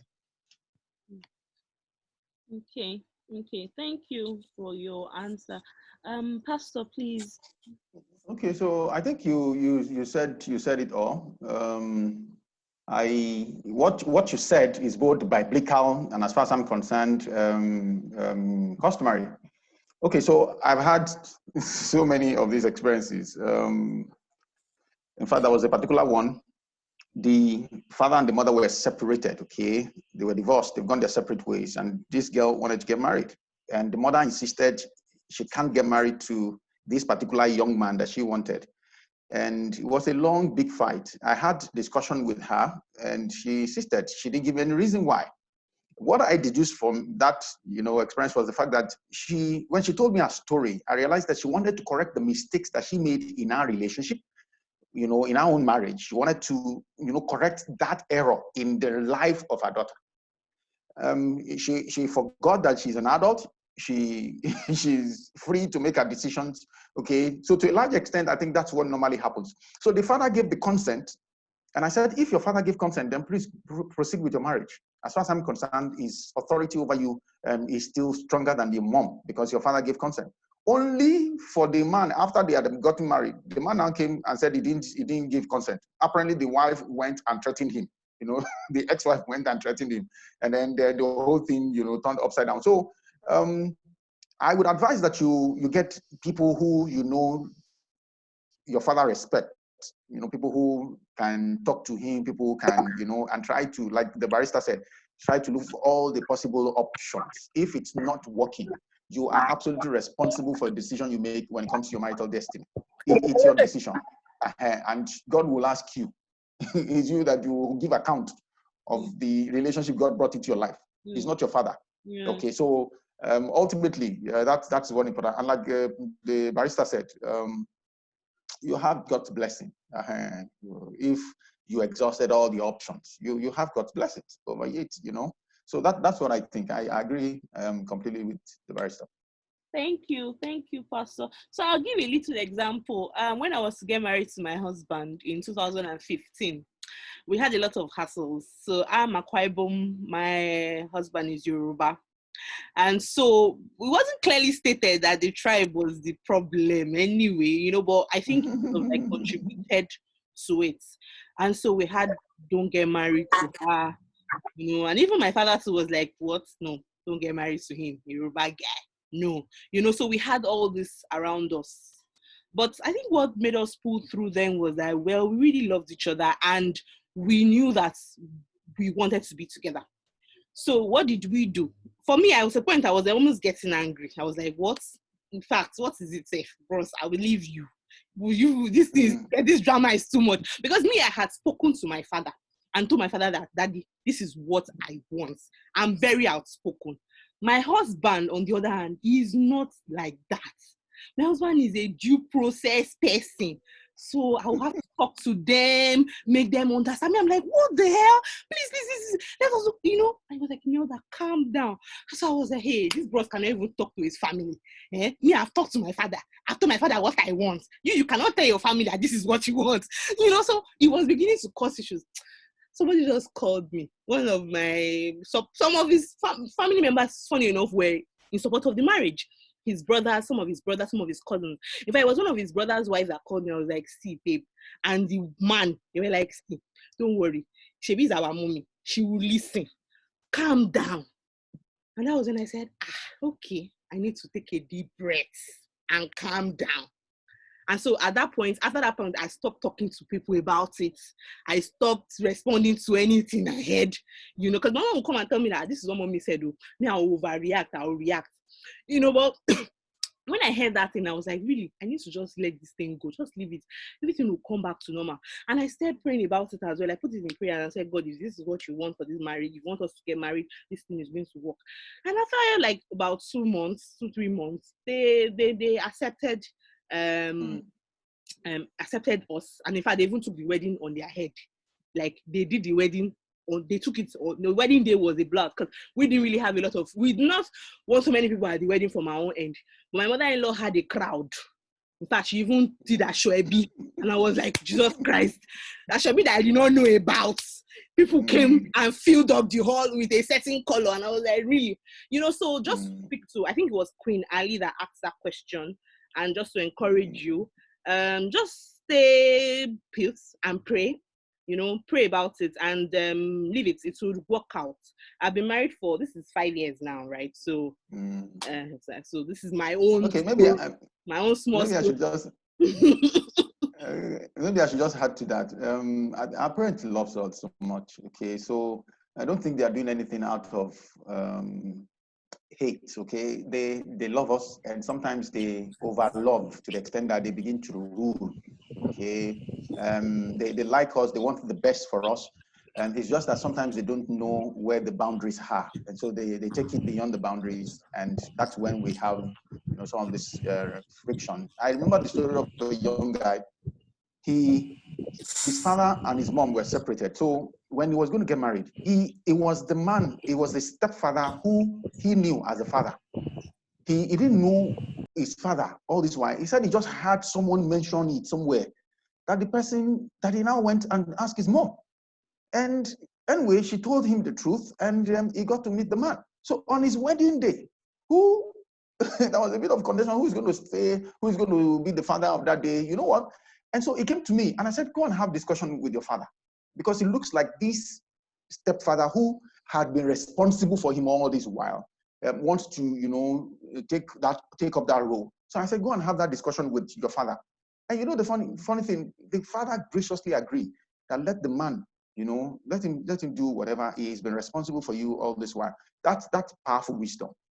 But he said to me that of course, he knows his father, and then because they didn't give the man access, they didn't let him know, you know, all this while. So he couldn't hold the man responsible for, you know, he couldn't hold him in anger. So he said he knows his father, and then he knows his biological father. So he will have to manage the two of them, you know, separately and differently. So I think that's they love us, but we sometimes they need to learn to know where the boundaries are. Yes, thank you, Pastor. Thank you very much. Okay. Hello. Yeah, hi. Someone is speaking. Hello. Yeah, hello. Good morning. Good morning. Good morning, sir. My name is Olu Ashegun. I don't know if I can add one or two things also. Yes, please. Do I have the floor? Yes, you do. You do. Okay. Concerning the marriage thing that your parents are not in consent with, I also have one experience of a friend that the dad is actually late, but the mom is very much around. And he's actually a friend from school. He's been dating this lady way back from school, maybe from their second year in school. And they finished school, and they've been dating for like, I think, 10, 11 years. At some point, the guy traveled out of Nigeria, went abroad to do his master's for like 2 years, and he got back, and they were still dating. And the mom knows this particular lady in question for a long time. So when the guy got back and the guy wanted to marry the lady, and the mom said they are not in support, both the brothers and everybody were not in support. Mm-hmm. So this guy was like, we are all Christians, and we are all Christians. We even have a Christian group where we go about doing ministry. We have like a dance group where we do choreography, and we go about ministering since way back in school and all. So the guy was very convinced that the lady is the woman. Whoa, the lady is the woman he wants to spend the rest of his life with, but the parents weren't in support. The mother, the brothers, but the guy went ahead. Today they have 3 kids, and the mother later agreed to the marriage, and they are living beautiful now. Mm. They're all cool and enjoying the marriage. So sometimes things go that way. You are convinced within you. Yes. And you know. So today the mom, she's always requesting for the grandchildren that they should come around. I think Pastor has said it all. Sometimes our parents can be very, overprotective. I have 2 boys now. Sometimes I'm like, hey, is this how I'm going to be saying, get married to this girl? Because it's there, really. You don't blame mothers. It's there. It's out of love, but you as the couple, you just need to show to them that you want it and you know what you are doing. That's it, basically. Is there any other question? Right. Pink to the Okay, P. I don't have a question. Hello. Okay. Hi, good morning. My name is Chubudi. Okay. So I'm here with my wife. We're scheduled to get married in April 5th to be precise. That was last week. So, actually, hi. I've been following you for like 2 years, but I don't usually leave comments. I just read up and listen to you on IG. Wow. Yeah. So, okay. So I once heard my a set man over my life and my family say something at a counseling. So he used to hold single summit, and he just said what Pastor Adisa said about the fact that our parents mean well and their concern about us are genuine, but they do it from okay. So what he said was the reason why your parents will say, okay, marry this person is because they are in tune with the the norms of those particular tribes. I don't know if I'm making sense because Yeah, they have an opinion. They have an opinion, whether rightly or wrongly. Yes. True. Yes. True. Exactly. So coming from a background, so my brother-in-law is Delta from Urobo, and for the longest of time, my dad never really, even his friends from that part of the country, he had these reservations for them. But right now, you can't. My brother-in-law can do no wrong to him, as in he's been He's the best. very well about him and all of that. He has completely changed his mindset about people from that part of the country. So it borders on their own personal experiences, how be it business, personal life, how people come across to them, and my father-in-law has his own reservations about a certain tribe, but like I said, I can't fault him. It's been his personal experience, but if he calls me today for a chat, I would definitely speak differently. The best of my friends are from that tribe. I've had friends from I have friends from all tribes. My very good friends from Benue, so I relate to everybody very well. I have my reservations about certain tribes, but I don't think I would want to project that fear on my own kids. It's something that I would like to talk to them about, and okay, these are the reservations I have, and also I think if parents were to, but it also boils down on we kids, and like Imelda said, sometimes you need to also spend that time. Don't just be rebellious about it. Spend that time. Tell them, this is why I want to do this. This person is this way. This person is that way. We share a lot together. We do this. So every parent, it's probably going to take time, prayers, time, but just not be rebellious. I think that's my position. Go to your dad. Go to your mom. This is why I think this. This is why. Just give yourself that time while you're praying about insights or how to go about anything, but don't stay away from your parents. Still spend time with them, talk about it, bring friends over that can also share, tell them about friends who are married or who have successful marriages and who are enjoying their marriages, and that they're from such tribes, and I think we'll be fine, good. So thank you, people, and thank you, Imelda. Thank you for everything, and see you in the evening at 7 p.m. Oh, probably I'll leave you a DM later. So I have some questions that I would ask you personally. Thank you, people. All right. Thank you, everyone. This is very interesting, and I'm happy that people are enjoying it. Thank you for all those who joined in. Please, if you have more questions, please ask. Unmute your mic and ask. Please, this is question time. Contribution, please.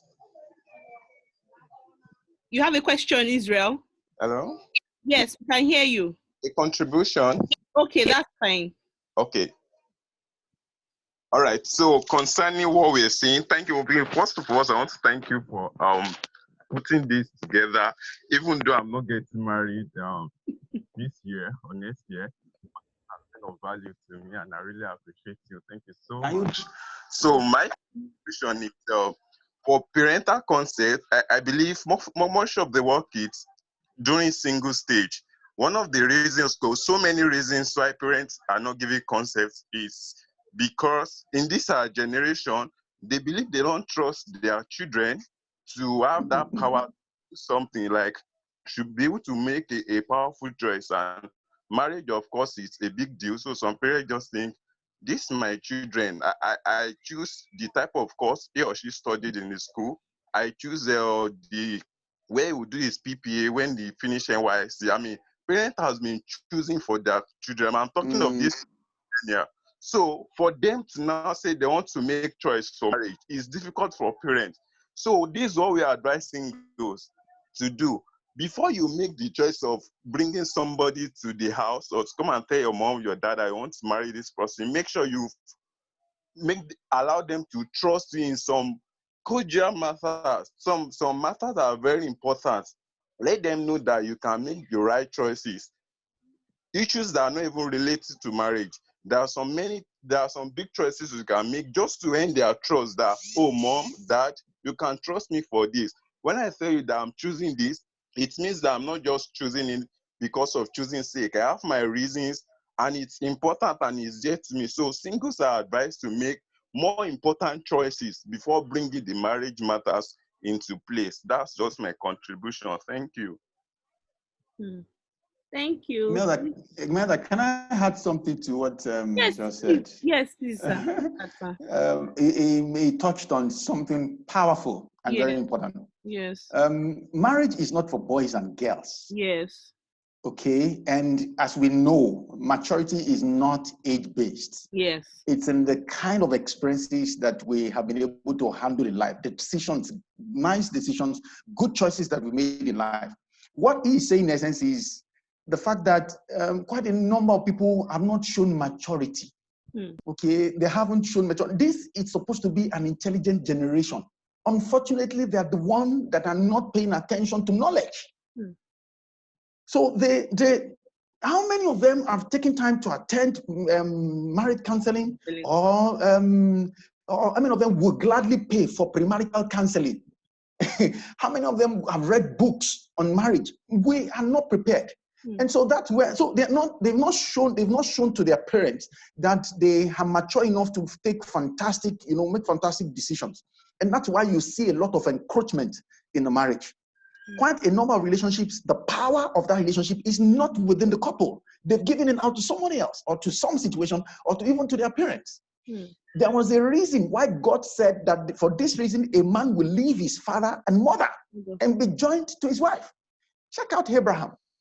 When God asked him to leave his father and leave his family and go to a land that he would show, you think that was easy for a 75-year-old man to relocate, pack everything, and then relocate?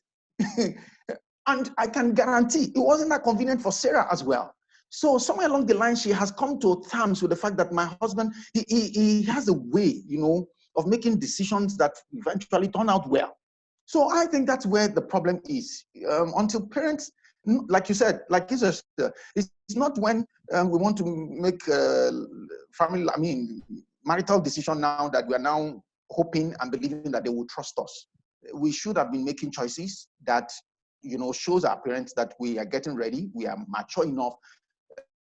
Even when we, build fantastic relationship with them and manage them so well, and that way it will be a lot easier for them to trust us. So I think that's where the problem is. And like I think Chukwudi said, there is no tribe that is angelic. I've always told people, Yoruba is not the problem with Nigeria. Igbo is not the problem with Nigeria. Hausa is not the problem with Nigeria. Bible says that in the body of Christ, there's neither Jews nor Greek. Our problem is the fact that we haven't set a higher vision that we all want to live for, that we all want to aspire to become. The strength of America, it is diversity. And God has blessed Nigeria with so much diversity, but we are not maximizing it. And this generation is also not, leveraging on that gift that God has given us. So I marry you can marry your own tribe, and we have many of them now that eventually failed. And you can marry from some other tribes that the marriage would still work perfectly well. So to a large extent, it's like Proverbs chapter 24 said, it takes more than love to sustain a marriage. It's not love that sustains a marriage. It is, Bible says that by wisdom a house is built, by understanding is established, by knowledge is filled. Those are the three requirements that helps relationship. If that is not applied, there's a problem. Knowledge is information. Understanding is comprehension. Wisdom is the application. When we are able to put all these things together, we're able to build fantastic relationship. And like I've always told people, if God brought one beautiful angel to me and God woke me up from his sleep, I say, Tunde, wake up. See, this girl, she's your wife. Like he brought Eve to Adam.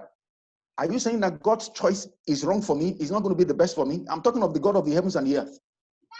The truth is, if I don't know how to make a marriage work, I don't know how to make a woman happy in my house, I would still violate her. She would still think that God made a mistake. So that's where the issue is. If we have the required wisdom, knowledge, and understanding, we'll make fantastic relationship. And that's what I want us to go for, because it's supposed to be an intelligent generation. Hello. So let me just jump on that and start by saying that the marriages that are damaged on earth were actually made in heaven. Simple. So it's not, it is not the fault of God at all. And just to keep with the context of the present conversation, for a lot of those people, even if your choices have not been exactly really smart and it took away the confidence of your parents, where they also miss it is, how do you handle the disagreement over your marriage? So some people are making intelligent decisions. The parents actually feel you have some sense. But when this whole marriage disagreement comes, your entire sense that they allotted to you, they carry it and crash it in the can. Because at that point, some people no longer have conversation, they just have reaction. That reason to them. And when people tell me like, okay, but my dad is not listening, this is what I say to them. Who is the closest ear to your dad? Who can you convince that your dad is obligated to listen to? Can you speak to someone he defers to? There's always a way, to at least make an attempt. I know there are situations that all these things we are saying will be betrayed, 100%. You will do all. The parent will still choose to be what they are. But for a lot of people, the combination of how they handle that particular crisis matters a lot. And if you just apply, like Pastor was talking about wisdom, understanding, and all, so important at that stage to now ask what will work, what will not work. For some people, they are so fortunate, one of the parents is fine, the other one is not. You already have somebody to use. Because the one that is convinced must hear you enough for their conviction to deepen. If not, they'll soon be invited over. After they spend 2 nights together, that one can even lose the conviction. But that's the same agent you also need. At that point, the context of who convinces that one better. So it's a wisdom matter, and I mean, how to apply the knowledge you have, all these things you read here and there, how to bring it to light in your own life. Thank you very much, Saz. And thank you for the last contribution from Mr. Israel. Very wise contribution. Please, are there any other questions? I saw somebody that was supposed to get married May 23rd. Oh, unfortunately, I couldn't see the person's name. Hello. Ask the question. Hi. Hi. Yeah, what? Okay. Okay. Hello. Hi. Triple is back up. Okay. Now, I have a question. Okay. Can Yes. you hear me? Yes, I can. Okay, so hello, can you hear me? Yes, we can. We can hear you. We can hear you. Okay, so this is a more private question. I'll ask Mr. Ocholi. And I'll ask Mr. Ocholi. Thank you. Why, Chikudi? Okay. This is interesting. Hello. You can DM me now, then I'll ask on your behalf. Please, I want because people are going to learn. No, let us not be selfish in our learning. Yeah, I need to learn. Okay. So please, if you have a private question, I don't want somebody to know. You don't want others to know that you are the one that asked. Please, just send me a private message. I can drop my number here now, so you can send me a private message. Please, my number is going to be on the chat. Please check the chat for my number. Hello. Yes, please. I can hear. Okay, yeah, this is Uchenna. I also wanted to make a contribution. So, with respect to the topic we're still talking about, I remember what Pastor said, just the last comment he made about having a vision, or something that is actually driving you, because that's actually the main thing that is going to like sustain you, even with all the um, pressures and challenges. Now, I have an experience. My younger sister, had that kind of parental resistance. Our own even lasted for nearly 10 years. Well, it's not that they planned it that way, but it was a big battle. We're dealing with Christians here, Spirit-filled, Bible, everything, the same tribe, every. So yeah, met all the requirements when you talk about that one. Now, the thing there is, in all these things, my sister never for one day said anything against my parents. She continued engaging them. We involved friends, even people that they talk with, they are very friendly with them. All those things, they employed all those mechanisms. It was still not working. Prayer, in fact, there's nothing they did not do. The interesting thing in all these things that they broke up nearly, at least I can remember based on my own calculations, or around 4 times. You see, so many times what we actually drive is not even just as a result of, okay, you love yourself or maybe the other requirements. It's actually because in all those times, because I was quite involved, because my younger sister, and then the guy in question is also my very good friend. So I was virtually in the relationship too, So one of the things that he always says is that whenever they break up, he always like, God will still tell him, I've given you a wife. I've shown you the person. The decision is still yours to make. So it happened, even there was one particular time he broke up. In fact, I don't know, probably God used me to speak to him that day. He was not even in the country that day. He just told me, I don't think, well, hope does not die. That's what I told him. I told him, hope does not die. That hope can be lost, but that doesn't mean it dies. Because if it actually does, that Abraham wouldn't have been the father of many nations. That was what I told him. I just didn't know that wisdom just was deposited in my heart. And that was what I told him. I didn't know that was like a catalyst that helped in them coming back again after that discussion. And here we are, after all those resistance and all those things, they are married today. It's about this month, actually, their 4-year wedding anniversary, and they have 3 kids now. So a lot of people now, it's more like that marriage now has become a source of inspiration to so many people around us, because they have now seen that in terms of staying power, that they were able to stay, even with all those resistance. Because what are you fighting? You are not doing, there's no Igbo versus Yoruba, there's no Yoruba versus Yoruba now. Like, it is totally Igbo. Everything. Like, the guy in question, his parents are dead. So my parents were more like people he was looking at his own parents. Like, these are something, the way the person took us. So you now understand the setting. He was more like an elder brother to me, but despite all these things, there was still no. So, so I just want to encourage her, let her also know what is actually driving their marriage in the first place, because that will determine whether she's willing to stay for 2 years, 1 year to wait, or 10 years to wait. People still wait, and at the end of the day, it doesn't work. I have friends that they waited for 8 years, it didn't work. I have another friend that waited for 8 years, it worked. So it's that vision that is what will actually take them, no matter how long they have to wait, and keep on engaging them friendly.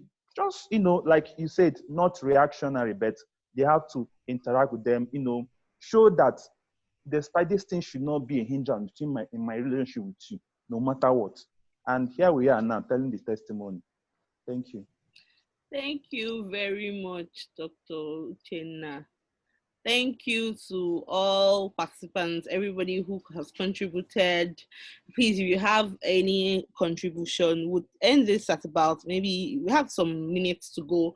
So if you have anything you want to say, you have any question, please indicate and ask, please. Please, I have a question. Okay. When Brother Ocholi was talking, he said something about we make the right decisions in every other thing, but when it comes to marriage, your decision making goes all wrong. It's about reaction. I think I can relate to that. Please, I want to know, what do you do in a situation where you are seeing certain things from one perspective, and then your partner is seeing the situation in a whole different perspective, and both of you cannot come in agreement to say, okay, to have one voice on that particular issue. How do you handle such things? Like, how do you go about it? Because sometimes it could be really frustrating when you can't get the other person to understand and see things in your own light. Should I, in such situation, just agree to disagree, or what do you do? Okay, I'll just offer some thoughts on this. First things first, relationship would always have disagreement that you would have to reconcile on, because first of all, you choose an intelligent person. You choose someone that you thought their brain was working. You didn't choose a brain dead person or a fool. That means they'll bring some value to the table. But that does not mean that the value is Sorry, your voice is low. all right. Managing conflict is literally going to be, people hate when I sound this way, but I'm sorry. Managing conflict is literally going to be the project you handle for the rest of your life. It's just that some people manage it so well that their marriage looks like, oh, they don't even quarrel. That's a lie. Or they don't have misunderstanding. That's a lie. They can come to the point where it's so minimized, it looks like it doesn't exist. So relationships deal with what we call relational problems. Now, in dealing with that, you bring, Pastor talked about understanding, knowledge, wisdom. You know, wisdom is the application of the knowledge you have. Now, I'll give you some example of application of knowledge.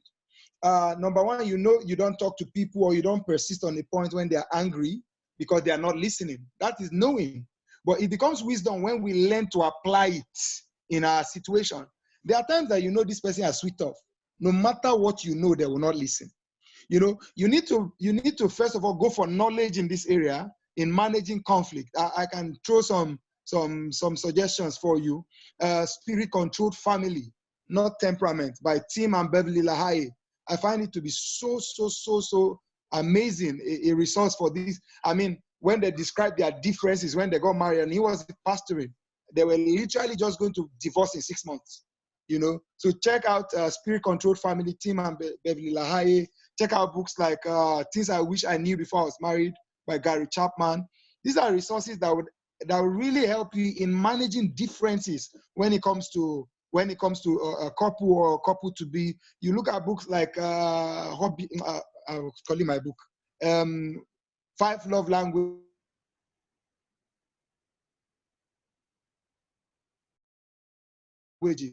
So that you them happy, what turns them off, you know. So it is really about dealing with a relational issue, and it's not what you can get a straight answer on all the time. It's going to have to move from case to case, and your ability to deal with it and maximize the relationship from case to case would have to do with how much knowledge you have in the area and how you deploy wisdom, which is application of that knowledge. So your relationship is not specially attacked or doesn't have a special problem. That is the problem of every relationship and marriage. Even if they have been married for 100 years, I think it's fine to just call his name. He said it on TV. Papa Adeboye on Sunday, since churches are closed, I mean, I just put on the TV. Let me see, even though I don't attend the church. And he just came out and like, okay, good man to listen to now. So he gave an example that shocked me. I mean, he said when they had to move to redemption camp from, I really don't know Lagos. Now, I called the name of where they were living in Lagos. Now, he wanted to move to redemption camp. The wife, he wanted for them to move to redemption camp. And the wife said no. Yes. The wife was of the opinion that they should not move to redemption camp. He was like, no, that as in, there are not a lot of things that are democratic in his home, but this one, he had to put it to vote, for the children to vote. I'm like, wait, I thought this kind of papa like this, he just said, Daddy told me, let's move to redemption camp. Then the wife said, yes, Daddy, let's go. He said they had to vote. He said nicely for him, the children voted in favor of moving to redemption camp. I said, at this age, you will still have time to be having my opinion, your opinion. You understand what I'm saying? So, you see, it's never going to end. It's how you manage. This was just last Sunday that he gave the story on TV. Yes. I'm like, okay. So, that's it, basically.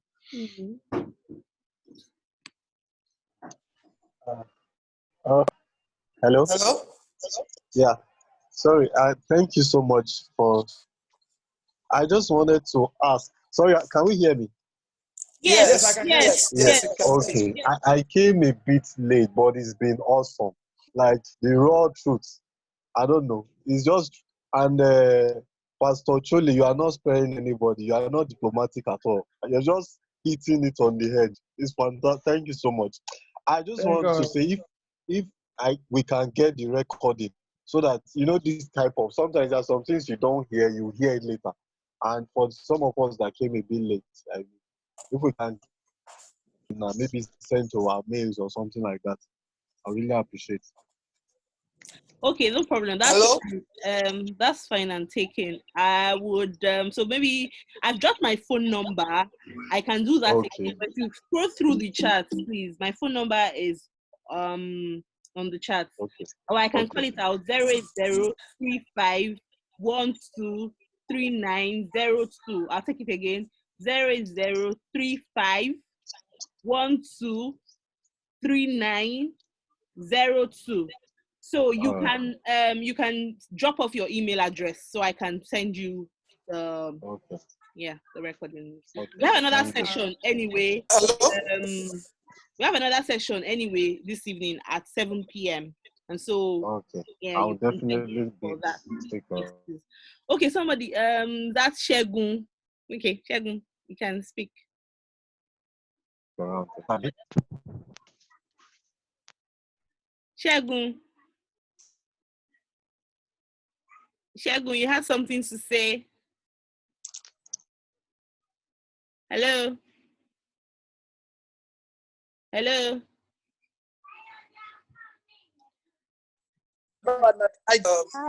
Mr. Chole has said, I just want to add little contribution to that. So what my little contribution is that sometimes we need to hand each other's opinion, and it requires sacrifice sometimes.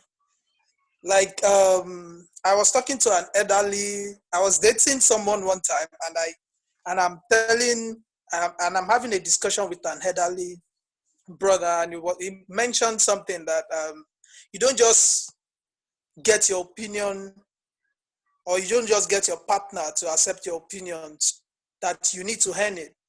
And he made mention of something like that sometimes you need to just sacrifice, in the sense that you wanted her to do something, or she wanted you to do something.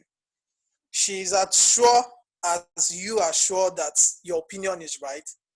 So sometimes it takes sacrifice on the other part to allow one person, or to lay low and allow our opinion to fly.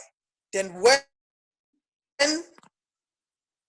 when everything come out and you can now finally say, you see, I was asking you to go right, you said left, but did you see what it turned out to be? Say for instance,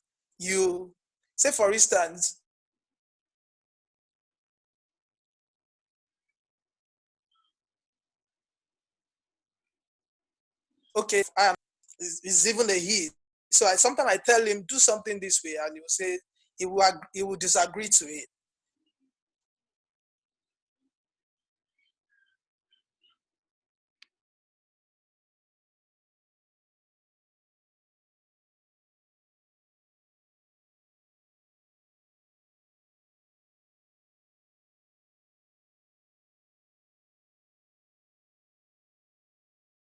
He refuses. But at the end of the day, if we now decide to follow that route, and you say, yes, that is really, it's a masterpiece, it comes out well, then I'll say, so when I was asking you to do this, so that way, gradually, we earn respect. Say in marriage, on the issue of finances, your wife wanted you guys change your car, and you are like, no, don't let's change car yet. That no, we need to have savings in case of emergency and stuff. And he was keen that, oh, this car is a good buy for us or something. And you're like, okay. But sometimes it's just very hard for us to let go of, because it's costly. But if you are like, okay, let's go ahead and buy the car, and you buy the car, less than 2 weeks down the line, you needed to pay rent or something happened, or you have a site that you are working on that you needed to drop some money. And you're like, you see, this is why I was asking you that. Don't let's make spending. Then she understand where you are coming from when next you raise an opinion that let's do things this way. So I think it's something we hand over time, and we must be ready to pay for it through some little sacrifice. Because for you to say, go ahead and buy the car, you'll be paying because this money is going. But you are willing to sacrifice just to hand that respect. So when next you are saying, let's do it this way, she's going to reason with you, or he's going to reason with you to say, this is the way my wife advised me the other time, and I kick against it, but see what it turned out to be. So that's just my own little contribution to that. Okay, can I add to Shagun's opinion? For me, communication is the very foundation on which fantastic relationship are built. I think it's for Queen Ali, what she raised. I think Barrister has said a lot about it. Let me just add this. The truth is, we will not always agree on everything. We'll always, when people come to the place of dispute and then say for irreconcilable differences, and I tell, for me, we will always have irreconcilable differences. The fact that I'm a man, you are a woman, there will always be those differences. We see things from different perspectives, okay? But if the very foundation, the basis on which interaction is rocked, is having issues, is cracked, okay, it's almost difficult to build anything on. I'll give you this for free. It's not all marriage issues that are reconcilable. That are marriage. In fact, once they after you analyze, you just wonder, how did these people get together? How did you end up getting married? Okay, so the truth is there will always be those irreconcilable issues because communication is the basis for interaction in the first place. So if you proceed, you're having issues, even you're dating now extensively with communication and you can't seem to have a handle on it. If you eventually decide to settle down as husband and wife, please note that that communication will always be a contention, recurring decimal in that relationship, okay, until we have a handle on it at the moment. Because even the people who have fantastic handle over their communication eventually still have issues later in their communication. And so please note that, Barrister recommended, get books that will help you, improve on your communication. That way, we can make the most of our options. Thank you very much, Pastor. Thank you, everyone, for your contribution and for participating. And again, once again, thanks to our sponsors, Cynics Electronics, JB Furniture, the Mobile Spa Lagos, and Omify Stores. They will be giving gift items to couples who are to get married between April and June. That is weddings that were affected by COVID-19. And our guest speakers have said, in fact, they are really, it shows that we got the right people to come on the program. I hope everybody has learned a lot. I have personally learned a lot, and it was fun having this session. It was really fun. Pastor, I don't know if, I mentioned earlier, I said, please let us give one word to these couples that were affected by COVID-19. It could be a word of prayer, it could be a word of encouragement, and then Mr. Ocholi too, you're going to, because we have a couple of them in this session. There's somebody that chatted me May 23rd, we have April 5th, we have like 3 of them here. So can we just give a word of encouragement to them, Mr. Ocholi and Pastor? Because for me, maybe because I was in contact with a bride, that was to get married this period. And I noticed in a lot of our conversations, the day she chatted me, I was planning her wedding, and the day she chatted me, and she was like, the first day she chatted me, and she said, so is it going to be possible for us to get a refund? That was when the COVID just hit Nigeria, and there was already news around lockdown and all of that. And I was like, you want to move your wedding? And I noticed she didn't respond to me again for before we got in touch, it was like maybe the 3rd day.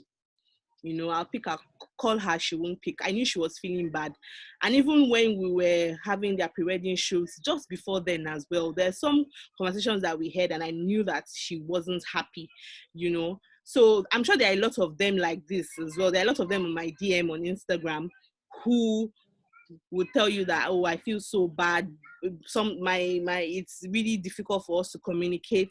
And Mr. Ocholi also mentioned some people who have decided to reanalyze their marriage, you know, because of this period. Meanwhile, you're already married, you've done traditional marriage already, and now you're beginning to reanalyze. If there was no COVID, they will not be reanalyzing. So this is the devil coming into play, you know, trying to bring thoughts to their minds. And it's a good time to do that, really, because you'll be thinking about it.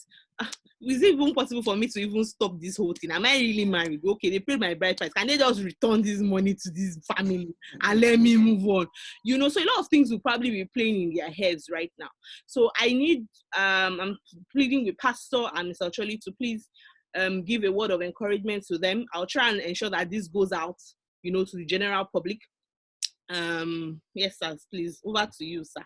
Pastor first.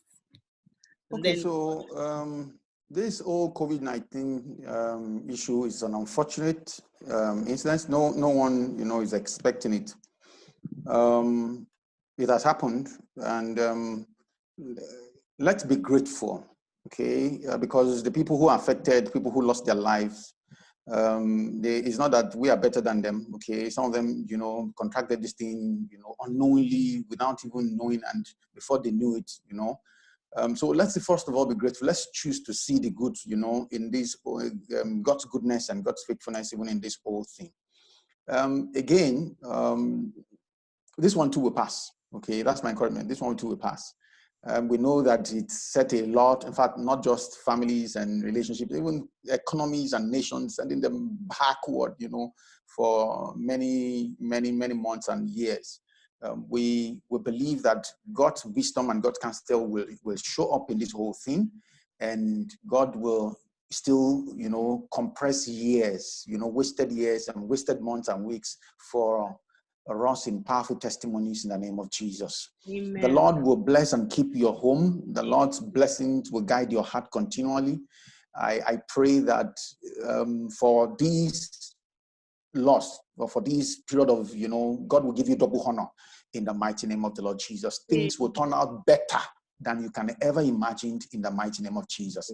And God's counsel concerning your marriage, your home, your life will still come to pass despite this whole experience in the mighty name of the Lord Jesus. So be strong, be encouraged. This will also pass, and then we can return back to regular life. God bless you.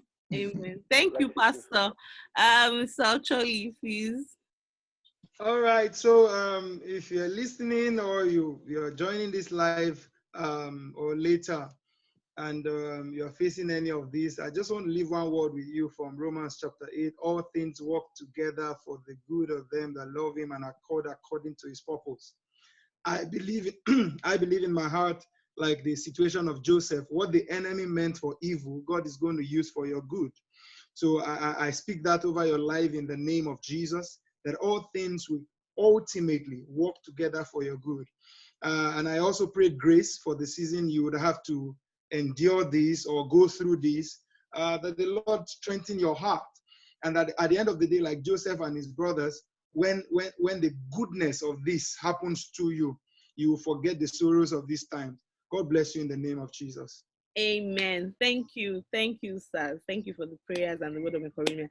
And then for me, what I got from this is that, so if you can speak with your pastor, right? If you can speak to your church, if they would listen to you, we've agreed here, the speakers have agreed that it is not out of place to conduct an e-blessing for those who have done their traditional marriages, so that, you know, it will be said that you have fulfilled the law. No, this is now spirituality now, you know, so that you have fulfilled spirituality. It would not be out of place, because churches are running online services and a lot of programs online. So it is not out of place for you to talk to your pastor. If you're already spoken to the church to say, oh, I want to get married, and then you are affected by COVID-19, you can tell your pastor that, pastor, can you conduct an blessing for me. My husband, my wife will be there, and our parents will be there. And this can be done. Afterwards, you can now throw a party. For those who still want a party, you can throw a party. Afterwards, your church can give you the marriage certificates. I think this is what I also got from here, and I think in line with the topic rather, for this live session, this is what I got, and I think this is what we all got. Am I right, Mr. Ocholi and Pastor? Yes. Good summary. Good summary.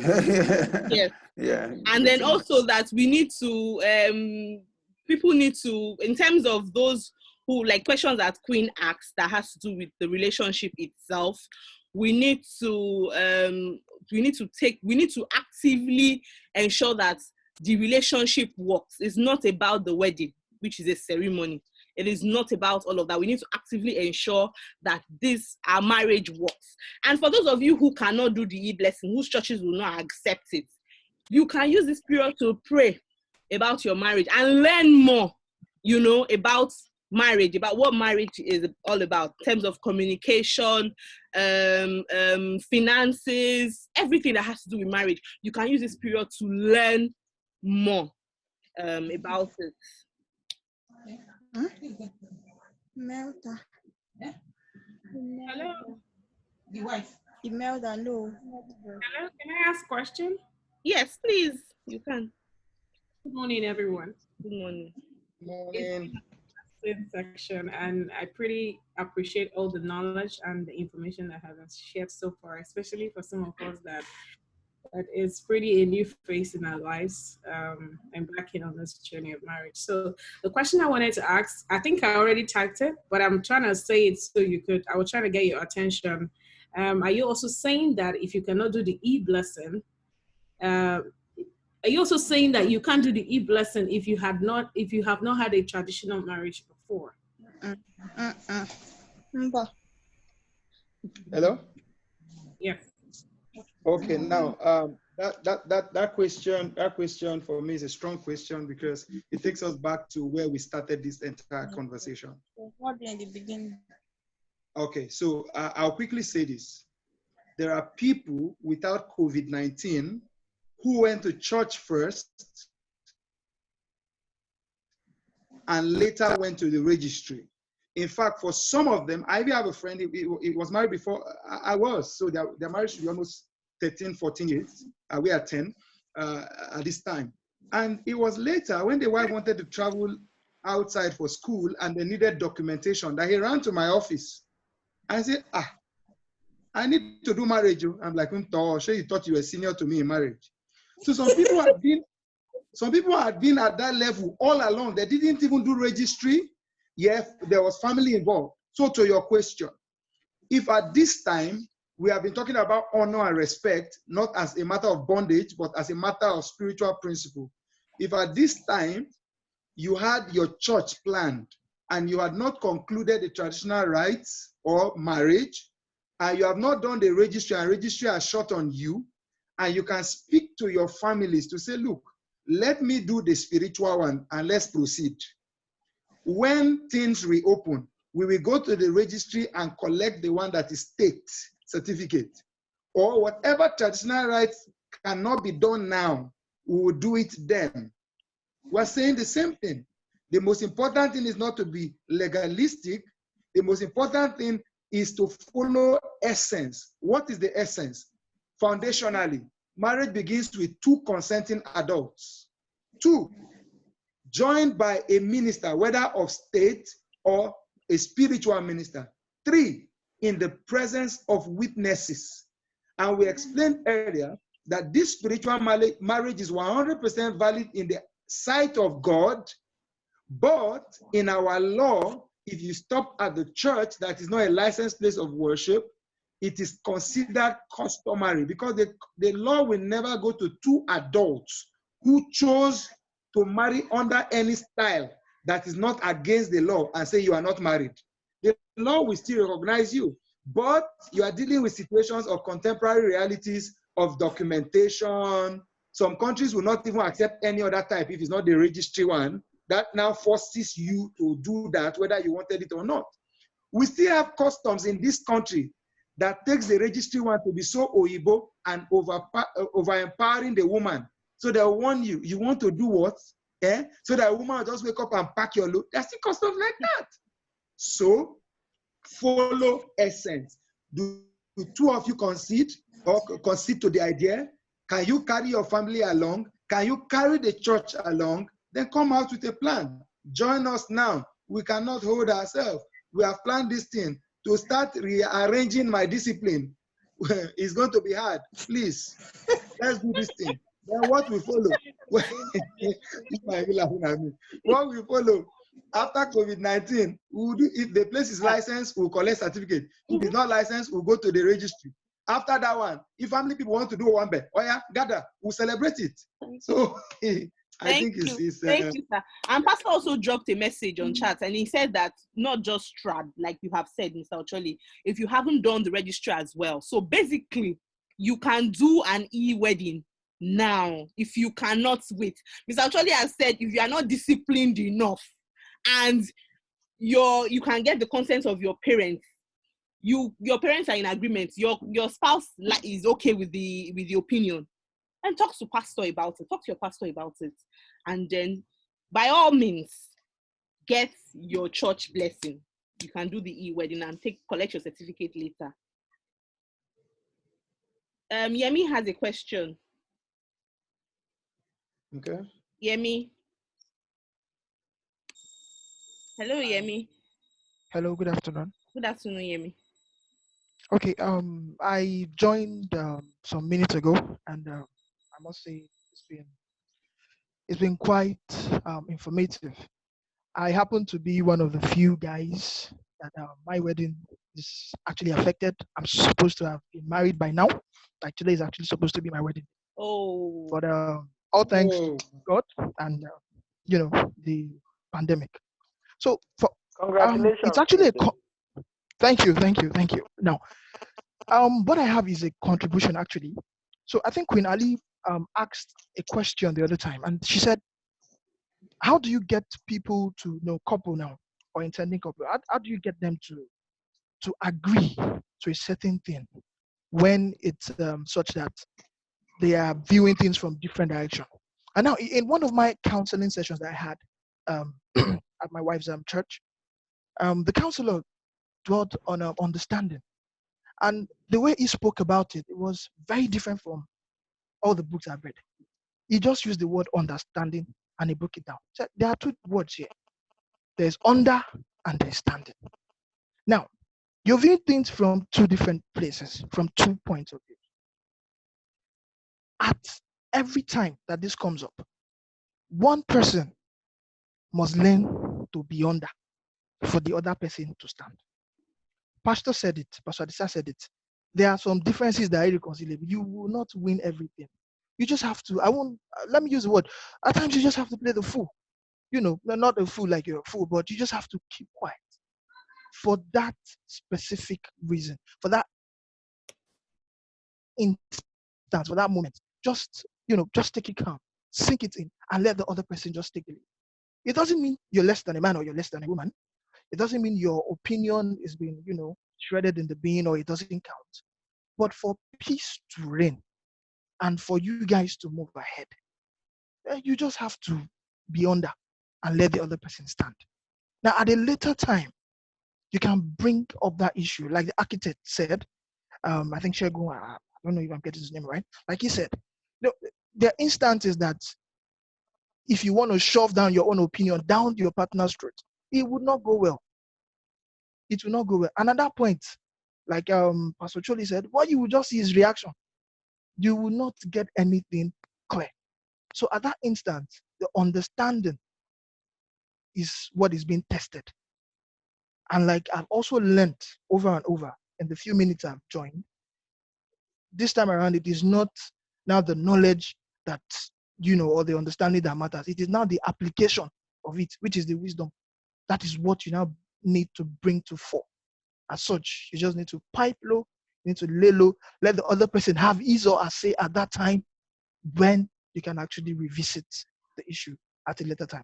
That's just my contribution to Queen Ali's question. Thank you very much.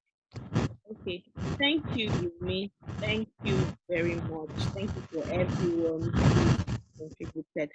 And again, please, I would like so for this session, I think we had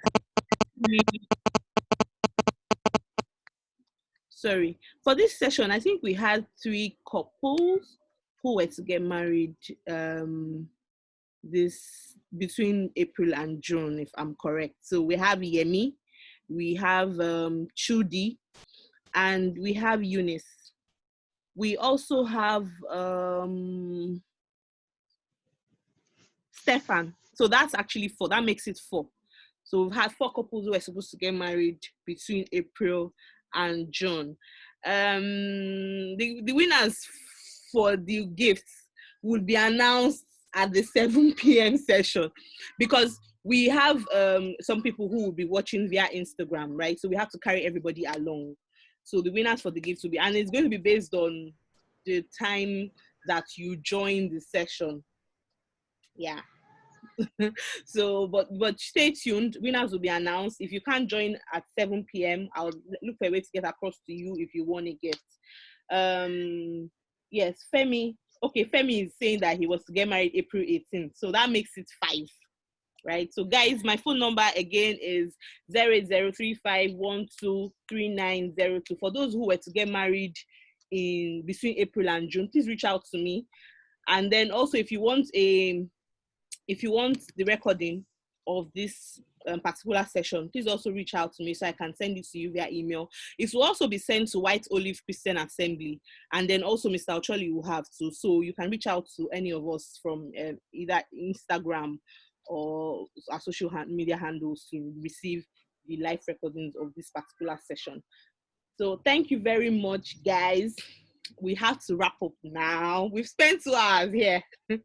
Interesting. We have to wrap up now. It was really interesting. I had learned a lot, and I'm sure everybody also learned something. Thank you, Mr. Ocholi, for responding to me it was so impromptu. And thank you, Pastor Adisa. Thank you so much, sir. Thank you. I'm very grateful. Thank you too. Thank you. I'm so grateful. It was nice meeting everybody. Peacemaker, Folabi, Yemi, Ayo. I'm trying to get everybody's name now. Deborah, Dr. Uchenna, Elisha, Ernest, Eunice, Femi, Janom, Michelle, Veronica, Motolani, Femi. Thank you everybody for staying till the end and for joining us. Yes, so we can be reached at the Silver 1303 the Silver event on Instagram, and I'm sure Mr. Ocholi can also be reached at Relationship and Marriage on Instagram as well. Pastor Tunde Adisa is the head pastor of White Olive Christian Assembly, and so we can always visit any of our handles if you have more questions aside from what we discussed here today. I hope to see you guys again soon. If we are still within this period, we may come up with another topic, just to engage people, and hopefully we all attend. Thank you so much, guys. Thank you. Actually, you have anything to say? Pastor, do you have anything to say, please? Thank you. Just thank you from me.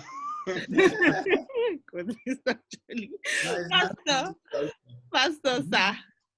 Anything to say, sir? Okay, so bye-bye to you. Okay. Some other time. Thank you, sir. Bye. Thank you so much.